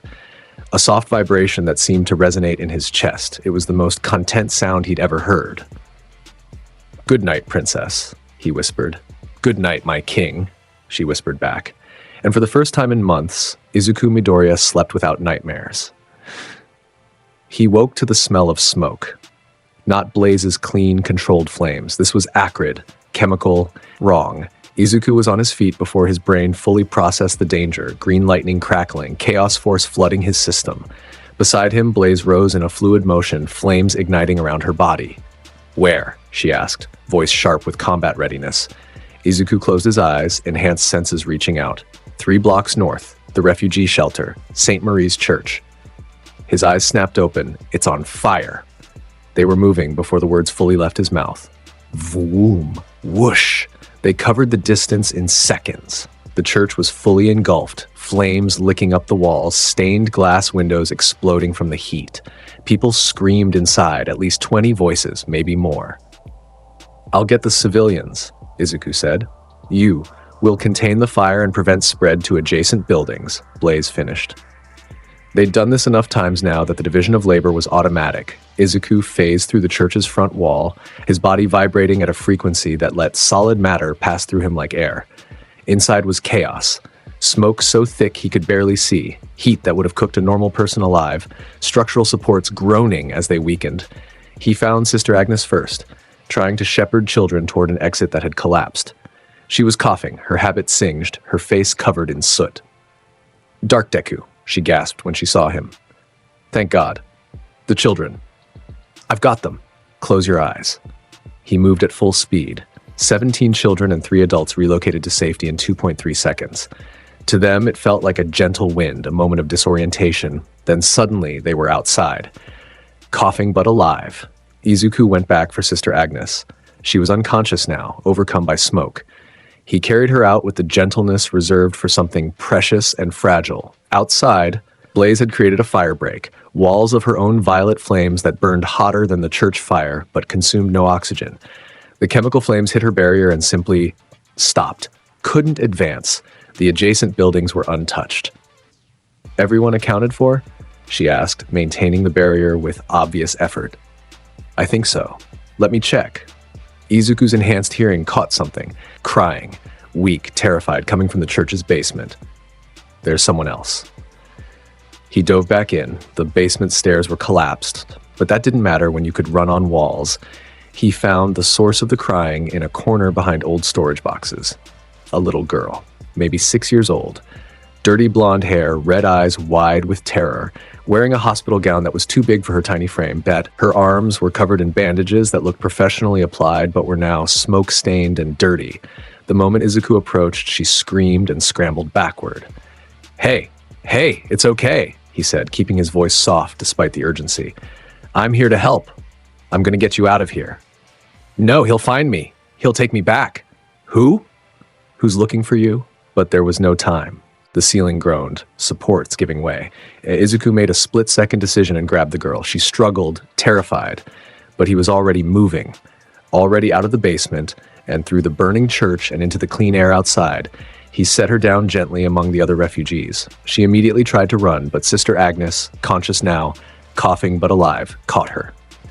Eri, the nun said gently. Eri, sweetheart, it's okay. You're safe. The girl, Eri, stared at her with eyes that had seen too much. He'll come back. He always comes back. Who? Izuku asked, kneeling to her level. Who's after you? But Eri just shook her head, arms wrapping around herself, whole body trembling. Blaze approached, her flames contained now that the fire was out. She looked at Eri and something in her expression softened. Hello, little one, she said, her voice gentler than Izuku had ever heard. She dimmed her flames until they were just small lights dancing on her palms. I am Blaze. What is your name? Eri. That is a beautiful name. Blaze created a small flame flower in her palm, intricate and delicate. Would you like to see something pretty? Eri nodded hesitantly. Blaze made the flame flower bloom, petals unfurling in slow motion, changing colors from violet to blue to white. The girl's eyes widened in wonder. How? Magic, Blaze said with a small smile. Or close enough. Here. She shaped the flame into a butterfly that fluttered around Eri's head, leaving trails of harmless sparks. For you. To remember that even in darkness there can be beauty. Eri reached out, touching the flame butterfly. It didn't burn. It was warm and gentle and perfect. And then she started crying. Not scared crying. Something deeper. Like she'd been holding it in for so long that seeing something kind finally broke the dam. Blaze pulled her into a gentle hug, flames forming a protective cocoon around them both. It is all right. You are safe now. I promise. Izuku watched them and felt something twist in his chest. The way Blaze held Eri, the way she created beauty from fire just to comfort a terrified child, this was a side of her he'd only glimpsed before. Soft, maternal, caring in a way that went beyond duty. Sister Agnes stood beside him, still coughing. That child, she showed up 3 days ago, covered in bandages, terrified, wouldn't tell us anything except her name. We tried to contact authorities, but the system's broken, Izuku finished. No child services, no functional police, just people trying to survive. She's been having nightmares, screaming about someone named Overhaul, about being taken back, about it hurting. Sister Agnes looked at him. Dark Deku, if there's someone hunting that child, then I'll stop them. Izuku's voice was flat, final. No one's touching her, not while I'm around. We. Blaze corrected, approaching with Eri still in her arms. The girl had cried herself into an exhausted sleep. No one is touching her while we are around. Izuku looked at the sleeping child, at the bandages covering her arms, at the terror that lingered even in unconsciousness. We need to find out who this Overhaul is, and why he wants her. I may have information, Sister Agnes said quietly. One of our volunteers mentioned hearing about an underground organization, the Shihasaikai. They were broken during the war, most of their leadership killed or imprisoned. But recently, she lowered her voice. Recently, there have been whispers about someone rebuilding them, someone with a quirk that can reshape matter at will. Izuku's jaw clenched. Overhaul. The child kept saying he wanted to rewind her, use her for experiments. I don't know what that means, but her quirk, Blaze said, looking down at Eri's sleeping face. Whatever her power is, he wants to exploit it. They couldn't stay at the church. It was destroyed, and if Overhaul was hunting Eri, he'd look there first. Izuku made the executive decision to bring her back to their hideout. Are you certain? Blaze asked as they traveled. She'd created a flame cradle to carry Eri without jostling her. Our sanctuary is no place for a child. It's safer than anywhere else. No one knows where it is, and we can protect her. Izuku glanced back at the sleeping girl. Besides, she's terrified. She needs stability right now, people she can trust. She does not know us. She knows you made her a butterfly. That's more kindness than she's probably experienced in months. Blaze was quiet for a moment. I see much of myself in her, a child forced to be more than a child, used for power she did not ask for. Her flames flickered. I will not let that continue. They set up a corner of the subway station as a makeshift bedroom for Eri. Izuku found clean blankets. Blaze created gentle flame lights for comfort. When Eri woke hours later, disoriented and scared, they were both there. Where? She looked around at the graffiti-covered walls, the old train cars, the scattered supplies. Our home, Izuku said, temporary but safe. You're safe here, Eri, I promise. Promises don't mean anything, she whispered. He promised it wouldn't hurt, but it always hurt. Blaze sat beside her. Who hurt you? Oh, Overhaul. He said I was special, that my quirk could save the world, but he lied. He just wanted to cut me apart and put me back together over and over, and... Her breathing accelerated, panic setting in. You are safe, Blaze said firmly, flames creating a warm barrier around them. That man cannot reach you here. Blue is the fastest person in any dimension. If Overhaul comes, Blue will defeat him before he can take a single step toward you. Really? Izuku knelt down. Really? Want to see? He moved. Just a short burst, across the station and back in a microsecond. To Eri, he simply vanished and reappeared, her eyes widened. Whoa. That's my quirk. Super speed. And Blaze has fire powers. Together, we're pretty much impossible to beat. He smiled. So you're safe, I promise, and unlike Overhaul, I keep my promises. Eri looked between them. Are you heroes? No, Izuku said honestly. I tried to be a hero once, but the system failed, so now I just run fast and help people who need it. What about you? Eri looked at Blaze. Are you a hero? I am a guardian, Blaze said. From another dimension, I protect those who cannot protect themselves. She created another flame butterfly, and right now, that includes you. Over the next few hours, Eri slowly relaxed. Blaze taught her simple games with fire, watching flames create shapes, learning to not fear warmth. Izuku used his speed to make her laugh, appearing in different silly poses faster than she could track. At one point, he showed her his power sneakers. These let me run really, really fast without burning up from friction. See the red color? That's heat-resistant coating. Eri touched them carefully. They're pretty. Yeah? You think so? She nodded. Then, quietly, you're nice, both of you. Why are you nice to me? Blaze and Izuku exchanged glances. Because you deserve niceness, Blaze said. Because you are a child who has suffered, and that is unacceptable. Because, she paused, because we both know what it is like to carry burdens too heavy for small shoulders. And we will not let you carry yours alone. Eri started crying again, but this time she let herself be held, let herself feel safe. That night she asked if she could sleep between them. Like a family? She whispered. Izuku's throat tightened. Yeah, like a family. So they made a nest of blankets and sleeping bags, Eri tucked safely between them, Blaze's flames providing warmth, Izuku's heartbeat providing rhythm. The little girl fell asleep holding both their hands. Blue? Blaze whispered into the darkness. Yeah? We cannot keep her here permanently. This is not a proper home for a child. She needs stability, education, safety. I know. Izuku stared at the ceiling. But where? The system's collapsed. Foster care doesn't exist anymore. And if we give her to the heroes, there's no guarantee they can protect her from Overhaul. Then what do we do? Izuku was quiet for a long moment. We find Overhaul, and we make sure he never hunts anyone ever again. That sounds remarkably close to vengeance. No. Vengeance is personal. He looked at Eri's sleeping face. This is protection. She'll never be safe until he's stopped. So we stop him. Together? Together. Turkmak. They spent the next 3 days investigating. Blaze stayed with Eri during the days, teaching her to control her breathing during panic attacks, showing her that fire could be beautiful instead of destructive. Izuku ran reconnaissance, tracking down anyone who might have information on the Shihasaikai's new operation. He found Gentle Criminal in an abandoned cafe.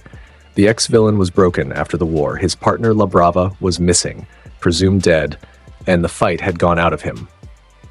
Dark Deku, Gentle said warily when Izuku appeared. Come to turn me in? No, I need information. The Shihasaikai, Overhaul. You ran in similar circles before everything collapsed. What do you know? Gentle was quiet for a moment. Why should I help you? Because I'm trying to protect a 6-year-old girl from a monster who wants to cut her apart for science. And you, for all your villainy, never hurt kids. Something flickered in Gentle's eyes. A child? Eri, he's been experimenting on her. Using her quirk for something, I don't know what yet, but she's terrified, and I won't let him take her back. Gentle sighed. Overhaul. Real name Kai Chisaki. His quirk lets him disassemble and reassemble matter with a touch. During the war, he tried to create quirk-erasing bullets using a girl's rewind quirk. The heroes stopped him, but he escaped during the Tartarus breakout. He pulled out a worn map, marking a location. Rumor says he's rebuilding at the old Shihasaikai compound, here, 3 blocks east of Kamino Ward. Izuku memorized the location. Thank you. Wait, Gentle looked at him. The girl, is she safe? She's with my partner. She's safe. Good. Gentle's expression was haunted. I've done terrible things, Dark Deku, but hurting children, that's a line I never crossed. If you stop Overhaul, you'd be doing the world a favor. Izuku left with more than just information. He left with confirmation that even villains had standards, and Overhaul had crossed a line that made him enemy to everyone. On the 4th day, Izuku returned to find the hideout transformed. Blaze had used her flames to clean the walls, had arranged their supplies with military precision, had even created a small play area for Eri using colored flames that formed images. Butterflies, flowers, stars. Eri was laughing. Actually laughing. A sound so pure it made Izuku's chest ache. Blue, she called when she saw him. Look, Miss Blaze taught me to make the fire dance.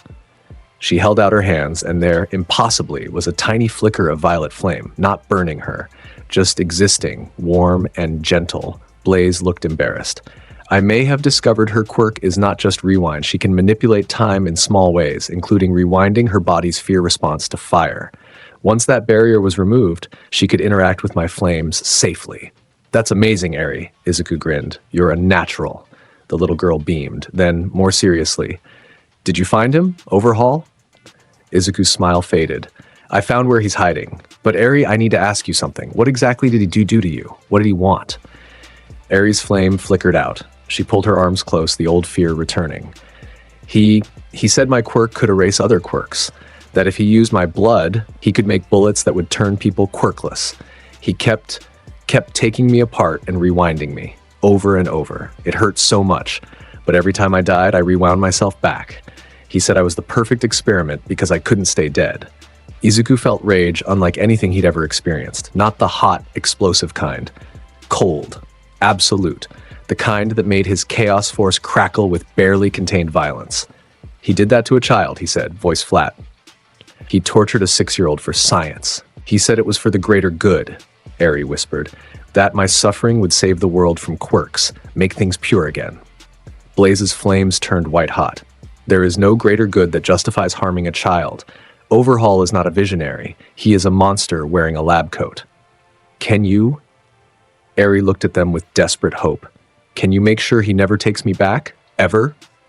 Izuku knelt down and took her small hands in his. Eri, I promise you, and I mean this with everything I am, he will never touch you again. Never. I'm going to make sure of that. How? By doing what I do best, being too fast for evil to catch. That night, they made their plan. Blaze wanted to come, but someone had to stay with Eri. The girl couldn't be left alone, not with her nightmares, not with her fear that Overhaul would appear any second. I should be with you, Blaze argued. We fight together. I know, but Eri needs you more right now. Izuku cupped her face. I'm not going to engage unless I have to. This is reconnaissance. I'll scout the compound, find where he's keeping his lab, identify his security, then we strike together. You promise? I promise. I'm not fighting him alone. That would be stupid.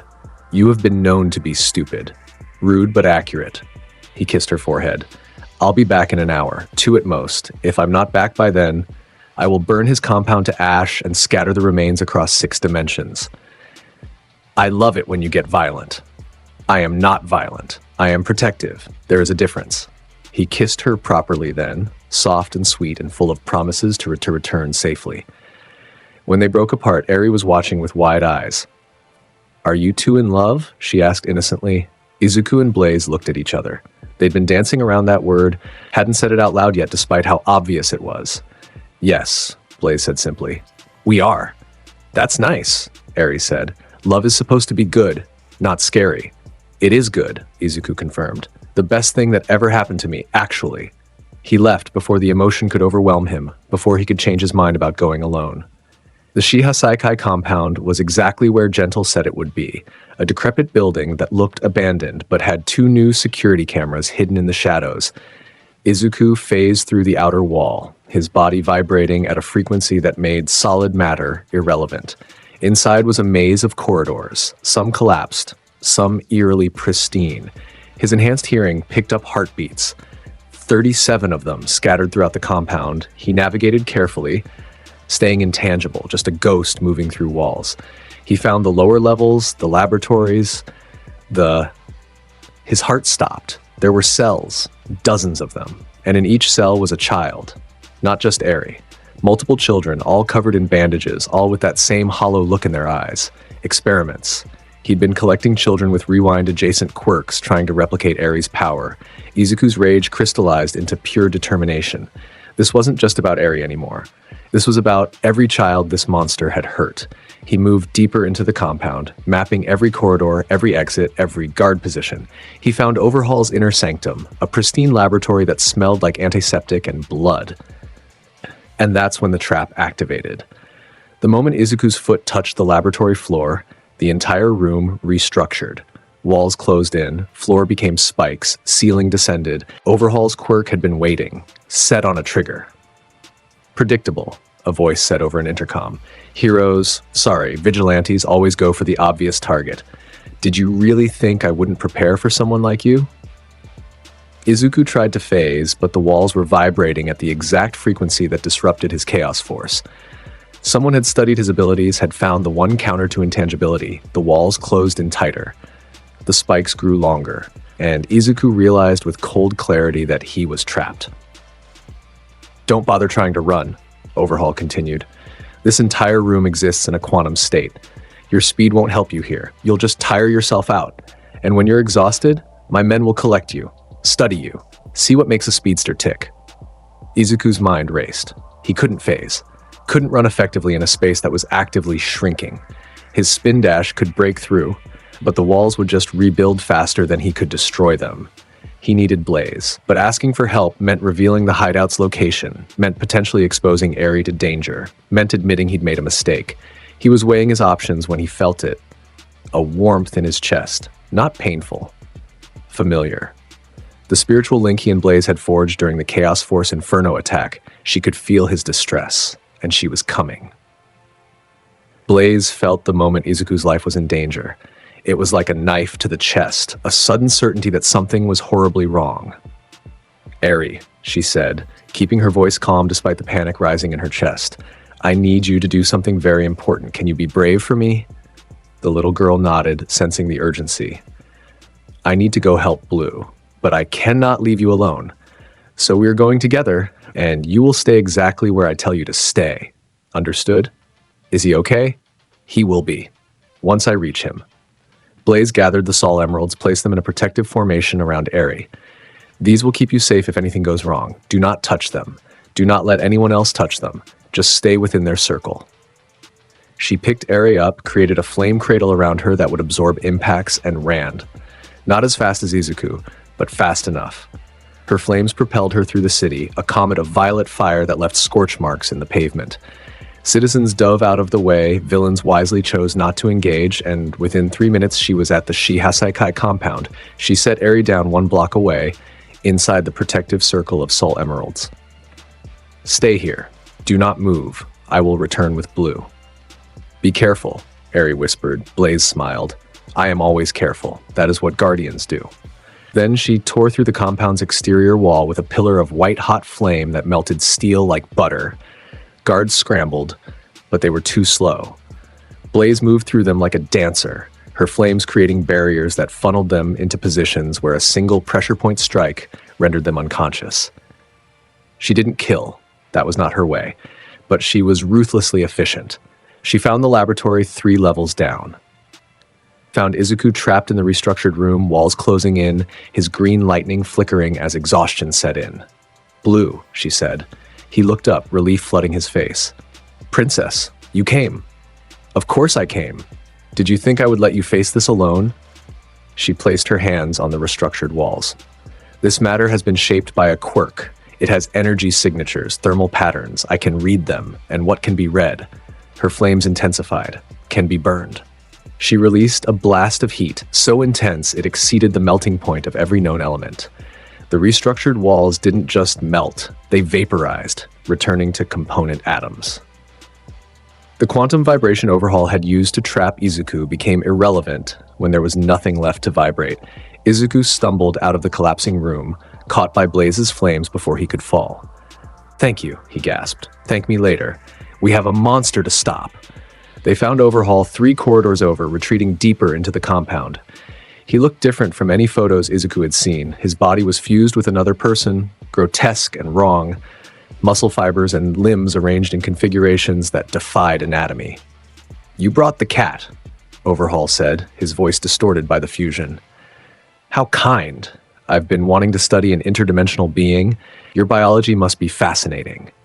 "You will not touch her," Izuku said, green lightning crackling at maximum intensity.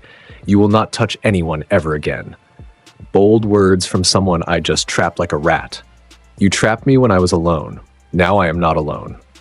Blaze stepped forward, flames so hot they turned the air itself into plasma. "I am Blaze, princess and guardian of the soul dimension. I have faced world-ending threats, I have burned armies, I have reduced gods to ash." Her eyes glowed with inner fire. "You are a man who tortures children. You are beneath my notice. But I will make an exception." Overhaul laughed. "Confident. But confidence without power is just arrogance." He touched the walls.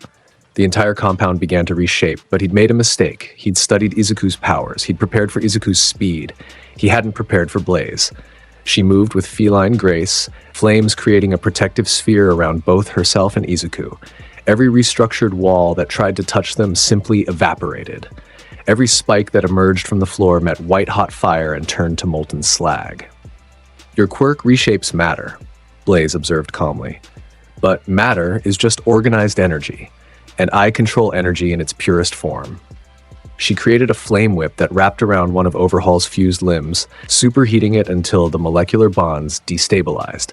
"You cannot reshape what has been returned to base components." Overhaul screamed as his fusion began to fail, the extra person he'd absorbed being forcibly separated by Blaze's controlled burns. "Blue," she said. "I will create an opening. You will strike. On it." Blaze intensified her flames, creating a corridor of heat so intense it formed a vacuum. Overhaul's quirk couldn't reshape nothing and couldn't restructure what didn't exist. Izuku ran through the corridor at Mach speed, his fist cocked back, chaos force energy concentrated in a single point.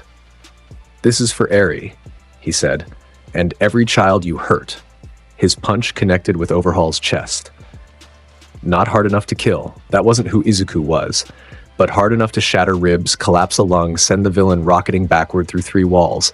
Overhaul tried to use his quirk to heal. But Izuku had vibrated his hand at the exact frequency to disrupt cellular cohesion. Healing was impossible. The damage was permanent. "My hands," Overhaul gasped, looking down at his ruined limbs. The fusion had separated completely, leaving him alone and broken. I can't use my quirk without." "Good," Izuku said coldly. "You'll never reshape anything again. Never hurt anyone. Never experiment on children." He leaned close. "You're finished." But they weren't done. There were still the other children. Izuku and Blaze spent the next hour freeing them from the cells.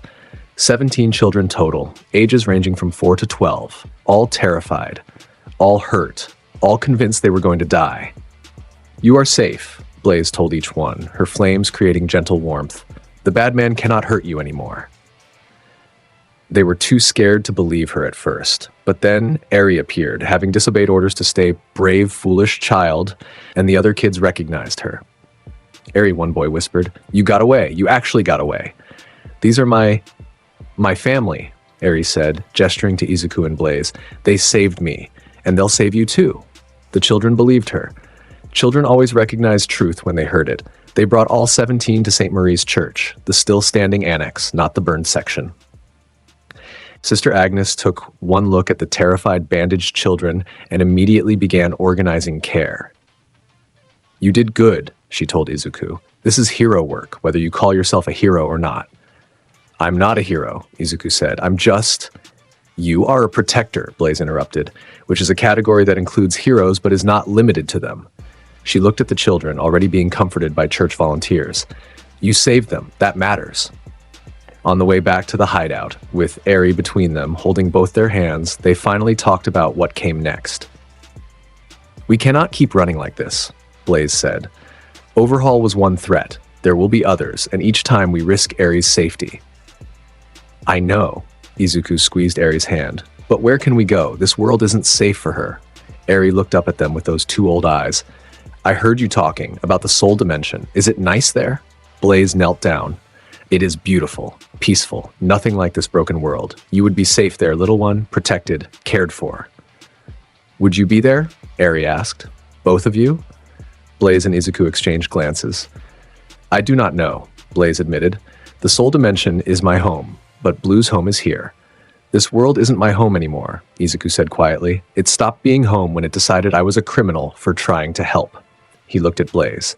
If there was a way to leave, to go somewhere safe, somewhere with you, I'd take it. Truly? Truly. Eri tugged on their hands. Then let's all go, together, like a family. It is not that simple, Blaze said. Opening a dimensional portal requires massive energy, precise calculations, equipment we do not have. Actually, a voice crackled over Izuku's emergency communicator. I might be able to help with that. Melissa's shield, they'd thought she was lost in the refugee camps, but she'd been working in secret. I've been studying your soul emeralds, remotely, through the scans I took when we first met. The energy signatures are unlike anything in our dimension. But I think I can build a portal, if you're willing to try. Hope flickered in Izuku's chest for the first time in months. How long? He asked. 48 hours, maybe less, but Izuku, her voice was grave. The portal will create an energy signature visible across half of Japan. Every hero, every villain will know where you are. You'll have to fight your way out. I've fought my way through worse. Not like this, not against everything at once. A pause. But if you're serious about leaving this world behind, I'll help you do it, for what you did for those children today, for what you've been doing all along. They met Melissa at an abandoned research facility on the outskirts of Kamino Ward. She looked thinner than Izuku remembered, her blonde hair longer, dark circles under her eyes. But her mind was sharp as ever. The equipment is almost ready, she said, gesturing to a massive array of machines that hummed with barely contained power. The soul emeralds will provide the energy source. I've written algorithms to calculate dimensional coordinates. All we need is a location and a time. How long will the portal stay open? Blaze asked. 60 seconds. After that, the energy drain becomes unsustainable. You'll have to go through immediately, no hesitation. And the location has to be somewhere defensible, somewhere you can hold off attacks for the 10 minutes it takes to fully power up. Melissa pulled up a holographic map. I'd suggest Kamino Ward Central Plaza. It's open, easy to defend from multiple angles, and it's where we fought AFO, Izuku finished, symbolic. Also tactically sound. The wide space favors Izuku's speed. The openness favors Blaze's area attacks. Melissa looked at them seriously. But you need to understand, the moment I activate this, every villain in Japan will descend on that plaza. They know you're powerful. They know Blaze is from another dimension. Some will want to stop you. Others will want to capture you. All of them will want to hurt you. Let them come, Blaze said. Her flames flickered. We have faced worse. Have you, though? Melissa pulled up footage, news reports, surveillance, villain network communications. AFO's disciples are regrouping. Shigaraki has been seen in the area. The League of Villains is operating again, and there are rumors. She hesitated. What rumors? Izuku asked.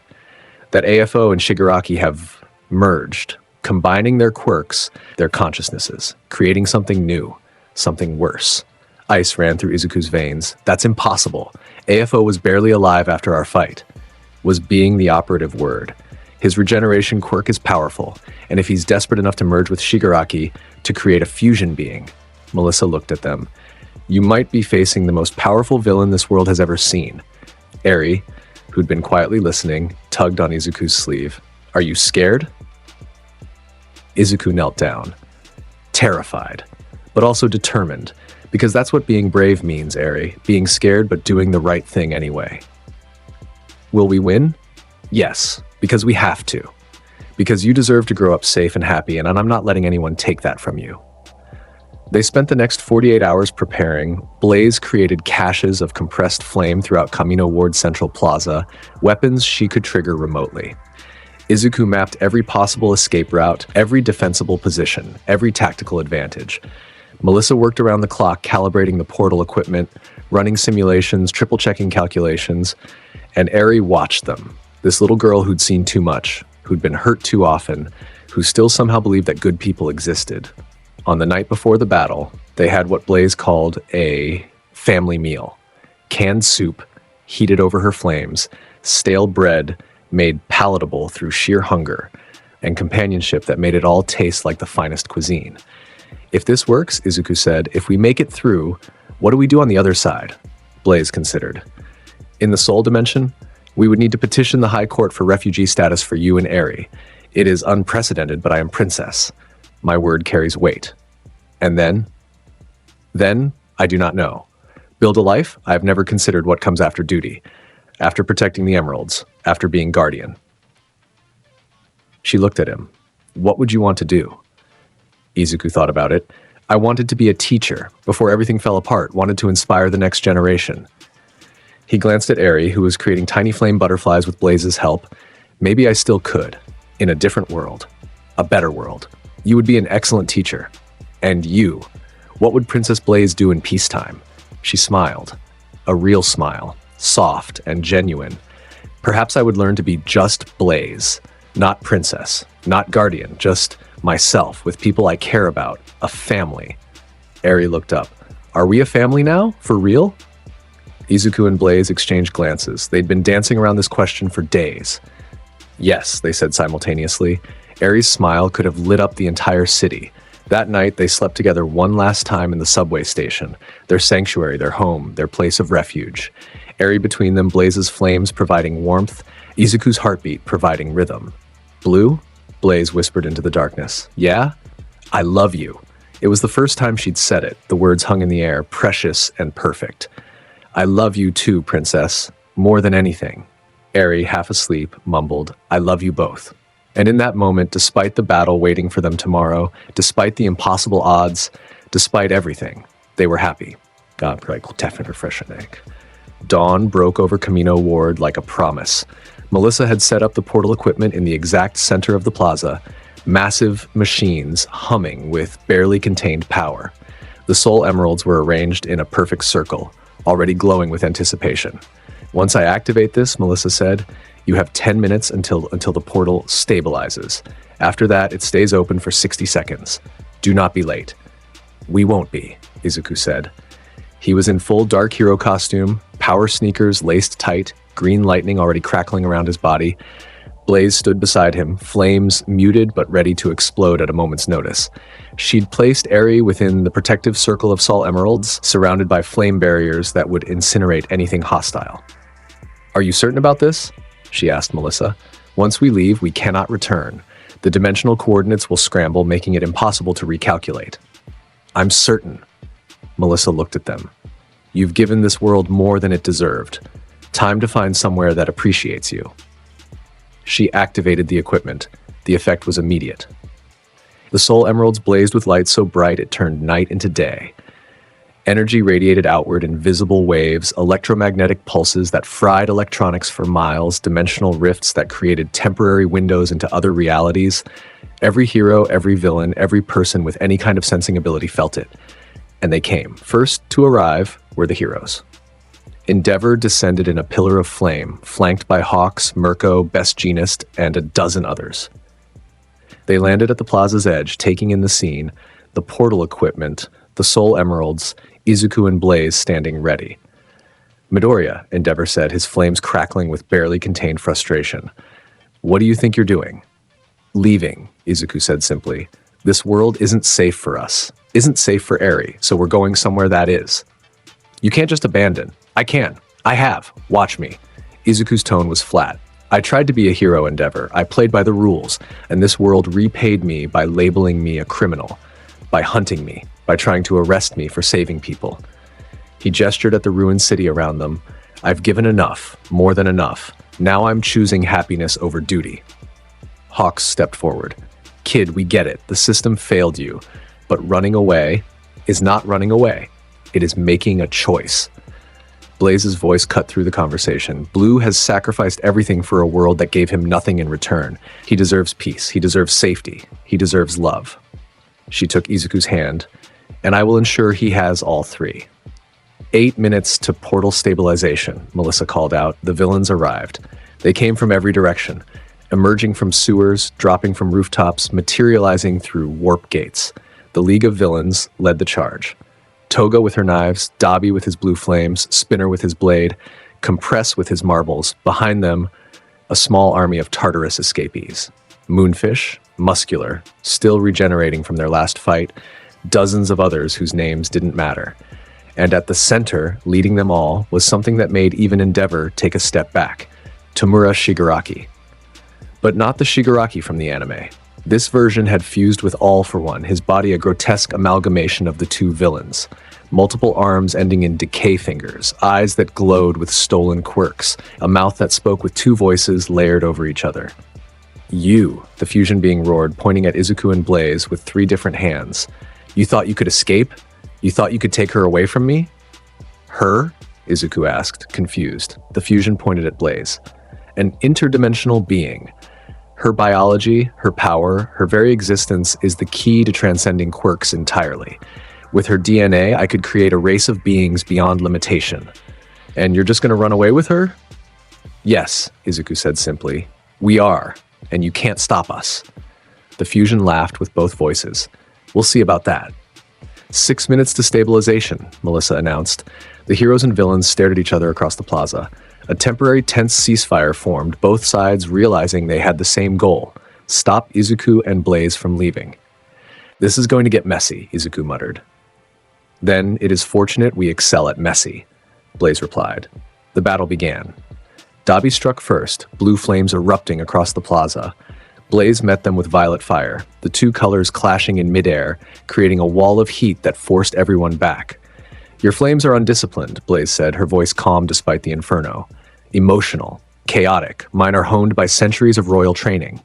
She intensified her fire, overwhelming Dabi's, forcing him to retreat or burn. Toga lunged at Izuku with her transform knives. He sidestepped at Mach speed, appearing behind her. You're quick, he admitted, but not quick enough. He tapped her temple. She collapsed, unconscious. Spinner charged with his blade. Compress tried to capture Izuku in a marble. Moonfish's blade tentacles whipped through the air. Izuku moved through all of it like a ghost, phasing through solid matter, vibrating at frequencies that made him untouchable. Each villain he passed received a precise strike.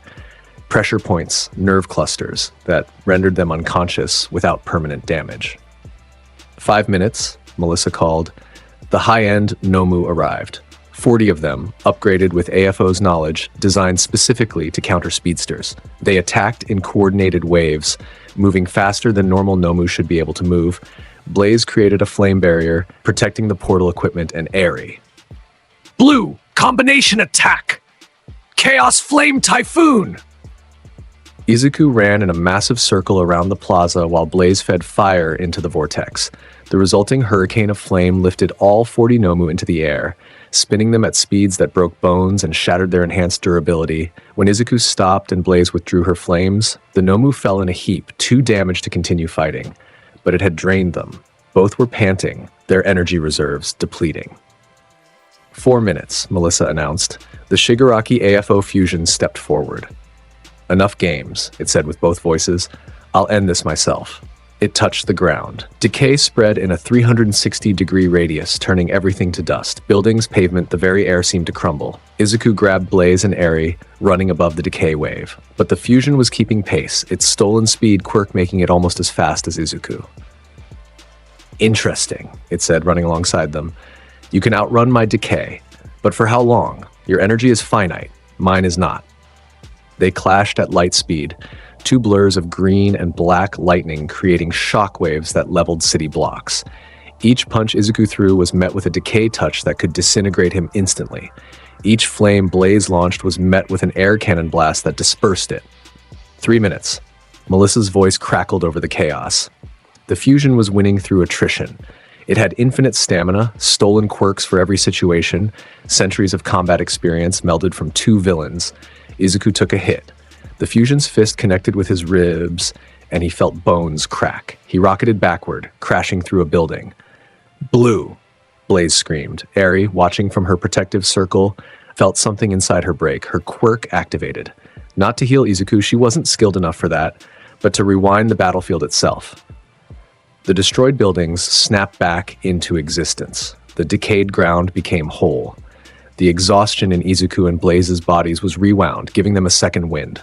Impossible, the fusion hissed. That child rewound time itself. Not time, Blaze said, standing tall, her flames brilliant white now. She rewound existence. She gave us a second chance. Izuku rose, green lightning brighter than ever, and we're not wasting it. 2 minutes to stabilization. Izuku and Blaze looked at each other. They both knew what had to be done. Transcendent Chaos Force Inferno? Izuku asked. Together, Blaze confirmed. They joined hands. The Soul Emeralds resonated with the Chaos Force, creating a fusion state where Izuku and Blaze shared one consciousness, one body of energy, one purpose. They became a being of green lightning and white flame, neither male nor female. Timeless, pure power and determination made manifest. The Shigaraki FO fusion threw everything at them. Every stolen quirk, decay, air blasts, regeneration, super strength, lightning, fire, ice, a century of accumulated power unleashed simultaneously. The fusion entity moved through it all. Not dodging, not blocking, transcending. They existed in multiple dimensions at once, moving between states of matter, untouchable by anything bound to a single reality. This is impossible, the fusion screamed. I am all for one. I am Shigaraki. I am everything. You are nothing, they said with two voices perfectly harmonized. You are a parasite, a thief. You take what others build and call it power. But true power? They raised a hand, green lightning and white flame spiraling together into something beyond either element. True power is what we create together. The blast was antimatter given form. It didn't destroy the fusion, it erased it. On a molecular level, on a spiritual level, every stolen quirk was freed, floating away as motes of light. All for One's century-long reign ended not with a bang, but with silence. The fusion entity separated back into Izuku and Blaze. They collapsed into each other's arms, gasping, exhausted. 1 minute to stabilization, Melissa called. 30 seconds. The heroes approached. Not to fight, just to witness. Endeavor looked at the space where the fusion had been. You killed him. No, Izuku said. We erased him. There's a difference. He won't be coming back. Not as AFO, not as Shigaraki, not as anything. You saved us all, All Might said, stepping forward in his skeletal form. Young Midoriya, you did what I could not. Izuku met his old idol's eyes. I didn't do it for you, or for the heroes, or for society. I did it for her. He gestured to Eri, who was watching with wide eyes. For every child who deserves to grow up without monsters hunting them. 20 seconds, the portal opened. It was a swirling vortex of colors that didn't exist in the MHA dimension. Through it, they could see the soul dimension. Oceans of liquid light, floating cities, 3 suns rising in perfect synchronization. Last chance, Hawk said. You can stay. Be a real hero. We'll work something out with the commission. Izuku looked at Blaze, at Eri, at the world that had only ever taken from him. I've given enough, he said. It's time to live. 10 seconds. They gathered Eri between them. The soul emeralds rose from their protective circle, following Blaze as she approached the portal. 5 seconds. Izuku turned back one last time. Melissa, thank you for everything. She smiled through tears. Go. Be happy. That's all the thanks I need. 3 seconds. They stood at the portal's threshold, looking into a new world. A better world. A world where they could be a family without fear. Together? Izuku asked. Together. Blaze confirmed. Always, Eri added. They stepped through. The transition was jarring. Colors became brighter, sounds became clearer, even gravity felt different, lighter, more forgiving. They stumbled on the other side, catching each other, laughing at the strangeness of it all. Behind them, the portal closed. The connection severed. The MHA dimension became just a memory, a chapter closed, a life left behind. Ahead of them, the soul dimension spread out in impossible beauty. Blaze took a deep breath. I am home. Izuku squeezed her hand. We are home. Eri looked around with wonder. It's so pretty. 6 months later, The Soul Empire's palace was magnificent. Spires of crystal that caught the light of 3 suns, gardens where fire bloomed like flowers, harmless, warm, beautiful, halls that echoed with music that sounded like wind chimes and distant thunder. Blaze had addressed her court within the first week of return. Standing tall, flames dancing around her in a display of power and authority, she had made her declaration, "I present to you Izuku Midoriya. He saved my life. He fought beside me in a dimension where everything was falling apart. He protected me when I was vulnerable.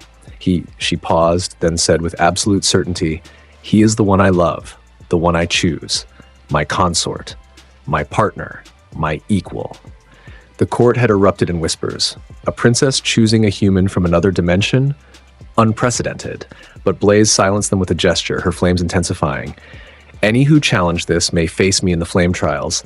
Any who question my choice questions my judgment. And questioning the judgment of your guardian is unwise." No one challenged. They'd seen footage from the MHA dimension, imported through the brief portal connection. They knew what Izuku and Blaze could do together. Within a month, Izuku had learned the Soul Dimension's language. His brain processed information at superhuman speeds. Languages were just another pattern to memorize. Within 2 months, he'd studied their customs, their politics, their history. Within 3 months, the court had accepted him, not just as Blaze's consort, but as a person of value in his own right. The speedster who'd helped end All for One, the protector who'd saved 17 children, the man who'd given everything to protect the woman he loved. By the 4th month, they held a coronation. The ceremony was beautiful, flames of every color creating aurora-like displays in the sky, music that made the air itself vibrate with harmony, vows spoken in a language that translated differently to every listener, but always meant the same thing: commitment, love, forever. Izuku wore ceremonial robes that somehow incorporated his power sneakers. Blaze had insisted, "They are part of who you are. We do not change ourselves for crowns." Blaze wore her traditional royal garments, but with modifications Izuku had suggested. Less restrictive, more practical, designed for someone who might need to fight at a moment's notice. When they exchanged vows, green lightning and violet flames merged again, creating a display visible across the entire dimension. Eri, officially adopted as Princess Eri of the Soul Empire, threw flower petals that were actually tiny flames. Completely safe, just beautiful. She wore a dress that sparkled like starlight and a crown of flame flowers that never wilted. She was smiling, truly deeply happy. The nightmares had faded. The fear had ebbed. In the Soul Dimension, her rewind quirk was seen as a gift, not a curse. She could heal the sick, reverse injuries, even bring dying gardens back to life. She had friends now, other children who saw her power as amazing rather than frightening. She attended the Palace Academy, learning math and science and history. She played games in the Flame Gardens, laughing without fear. She called Izuku and Blaze Papa and Mama naturally, without hesitation. They were a family.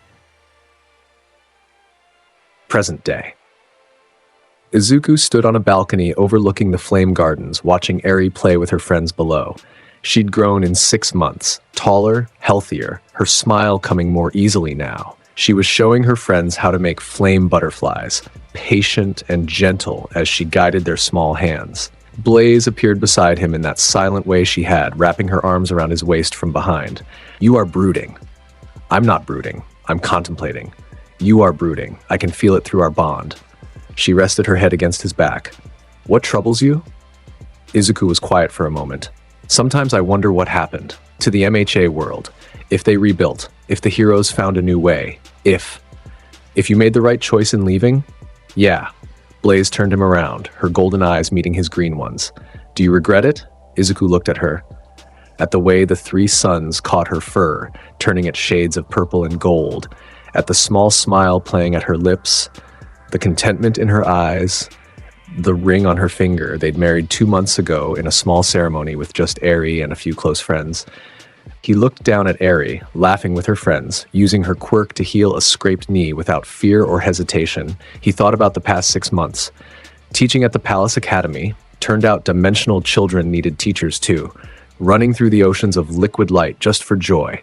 Waking up next to Blaze every morning. Tucking Eri into bed every night.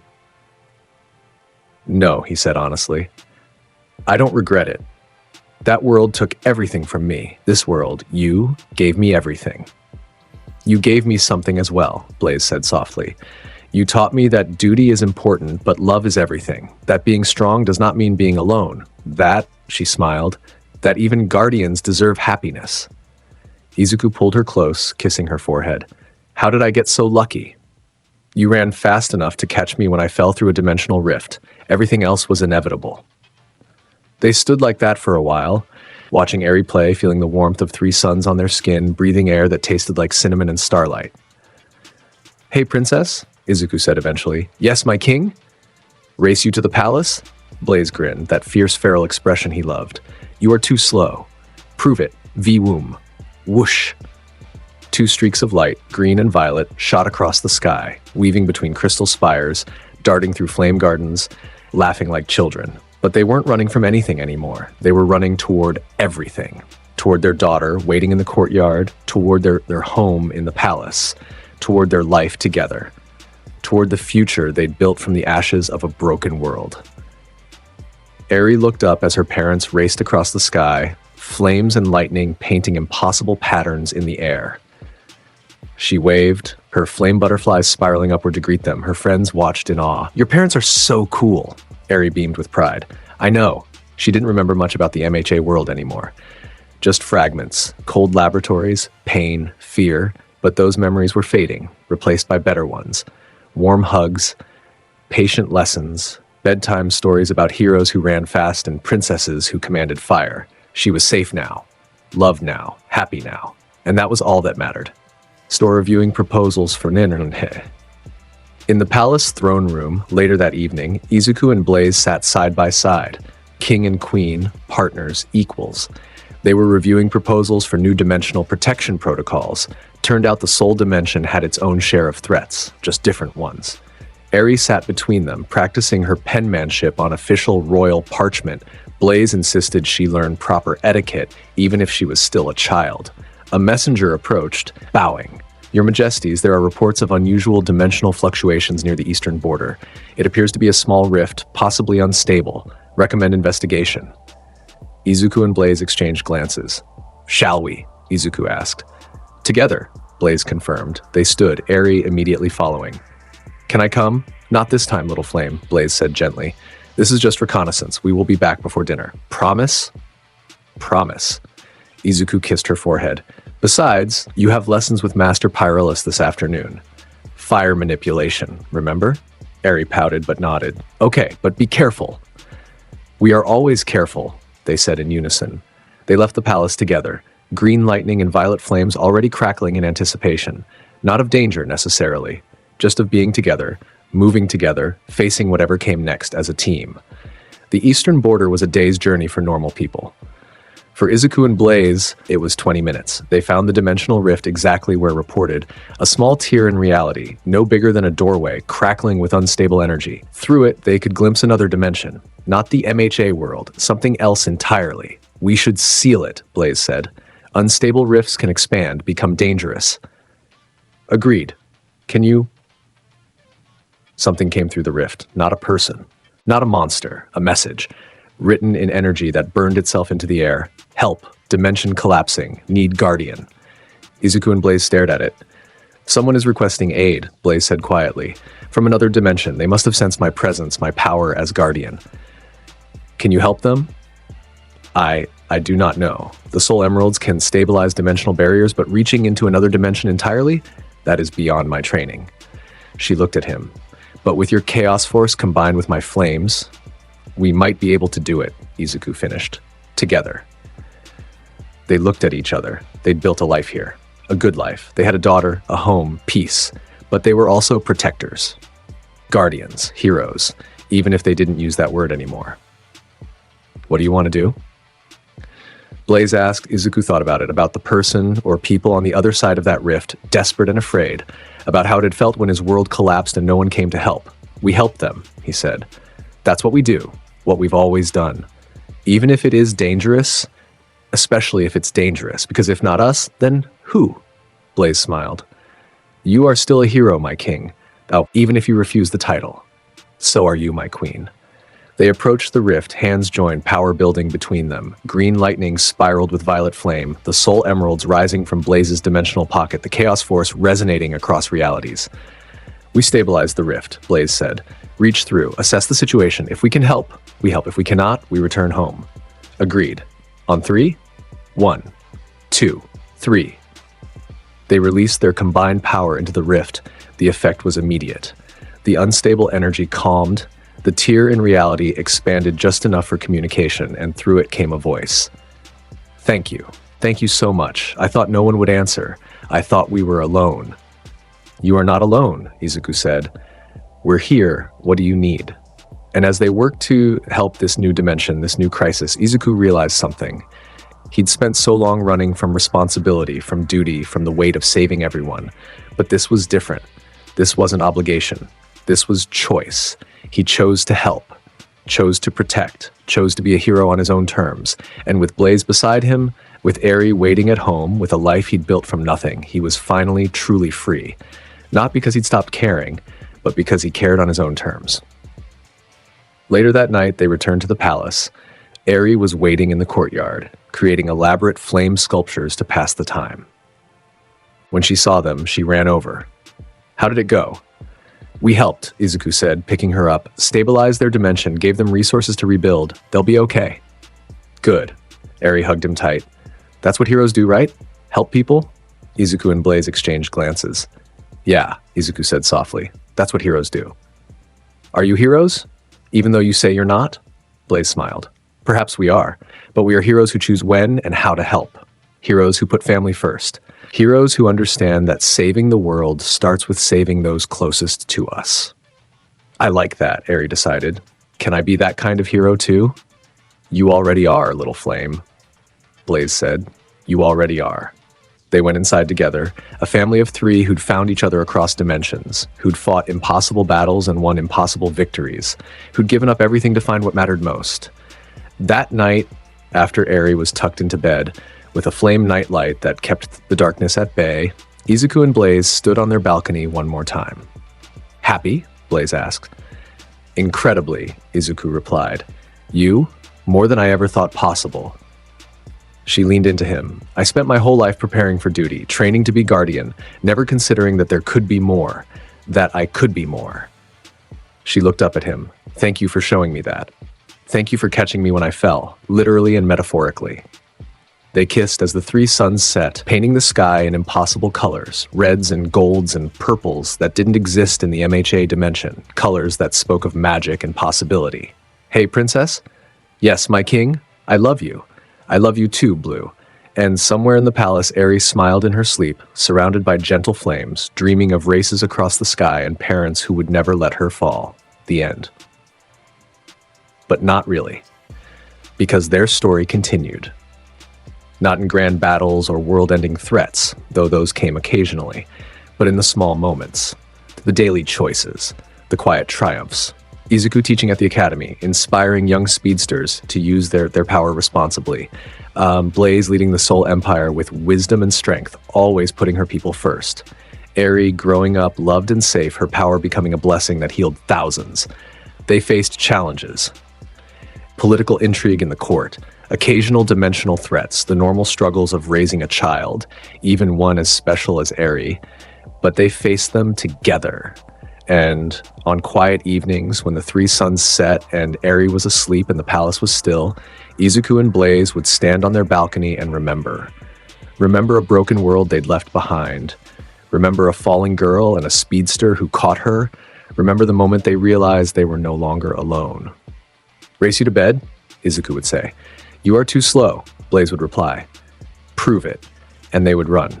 Not from anything, not toward any destination that mattered, just running for the joy of it, for the freedom of it, for the simple pleasure of moving through a world that was theirs, together, forever. V-Womb. Whoosh. Green lightning, violet flames, 2 souls moving as one, and that made them unstoppable, always. The Chronos Legend roster. Huge respect to the legends fueling this journey. Your support is the engine behind everything we do. Whether you're on the front lines or reaching for the stars, you make this possible. Pro heroes, the elite front line, stepping up and setting the pace for the whole community. Rathakit, Dylan the Proud, D.I., Fire 05. Symbols of peace, the pillars of the community. These titans bring the stability and the hype that keeps us standing tall through it all. Amuri B., Kenneth Ponteris, Neostar Productions, Asael Cardenas, Shaquan Simmons, Thunder, Elijah Saunders, Peter Hamilton, Freddie Rose, Omega, Toxic Rune, Chris Talley, Alexander Thompson, Remorsefuls, Black Vein, Joshua Hedrington, Aaron Abercrombie, Drift SK8er, Akeno Himejima, Corey Tokars, Jan, X0 Hope 3565, Devin Black, Crow, Roberto Ramos de Cristina, Dasher Games, Joe Bros, Ray Vaughn Crimson River, Dante Alaster, Adam Yonkers, Blood Saints, Donna Cafe, Zeph, KC, Howie 60, Ignacio, Albert. Hope of the universe, the ultimate guardians, celestial tier supporters whose impact shines across the galaxy.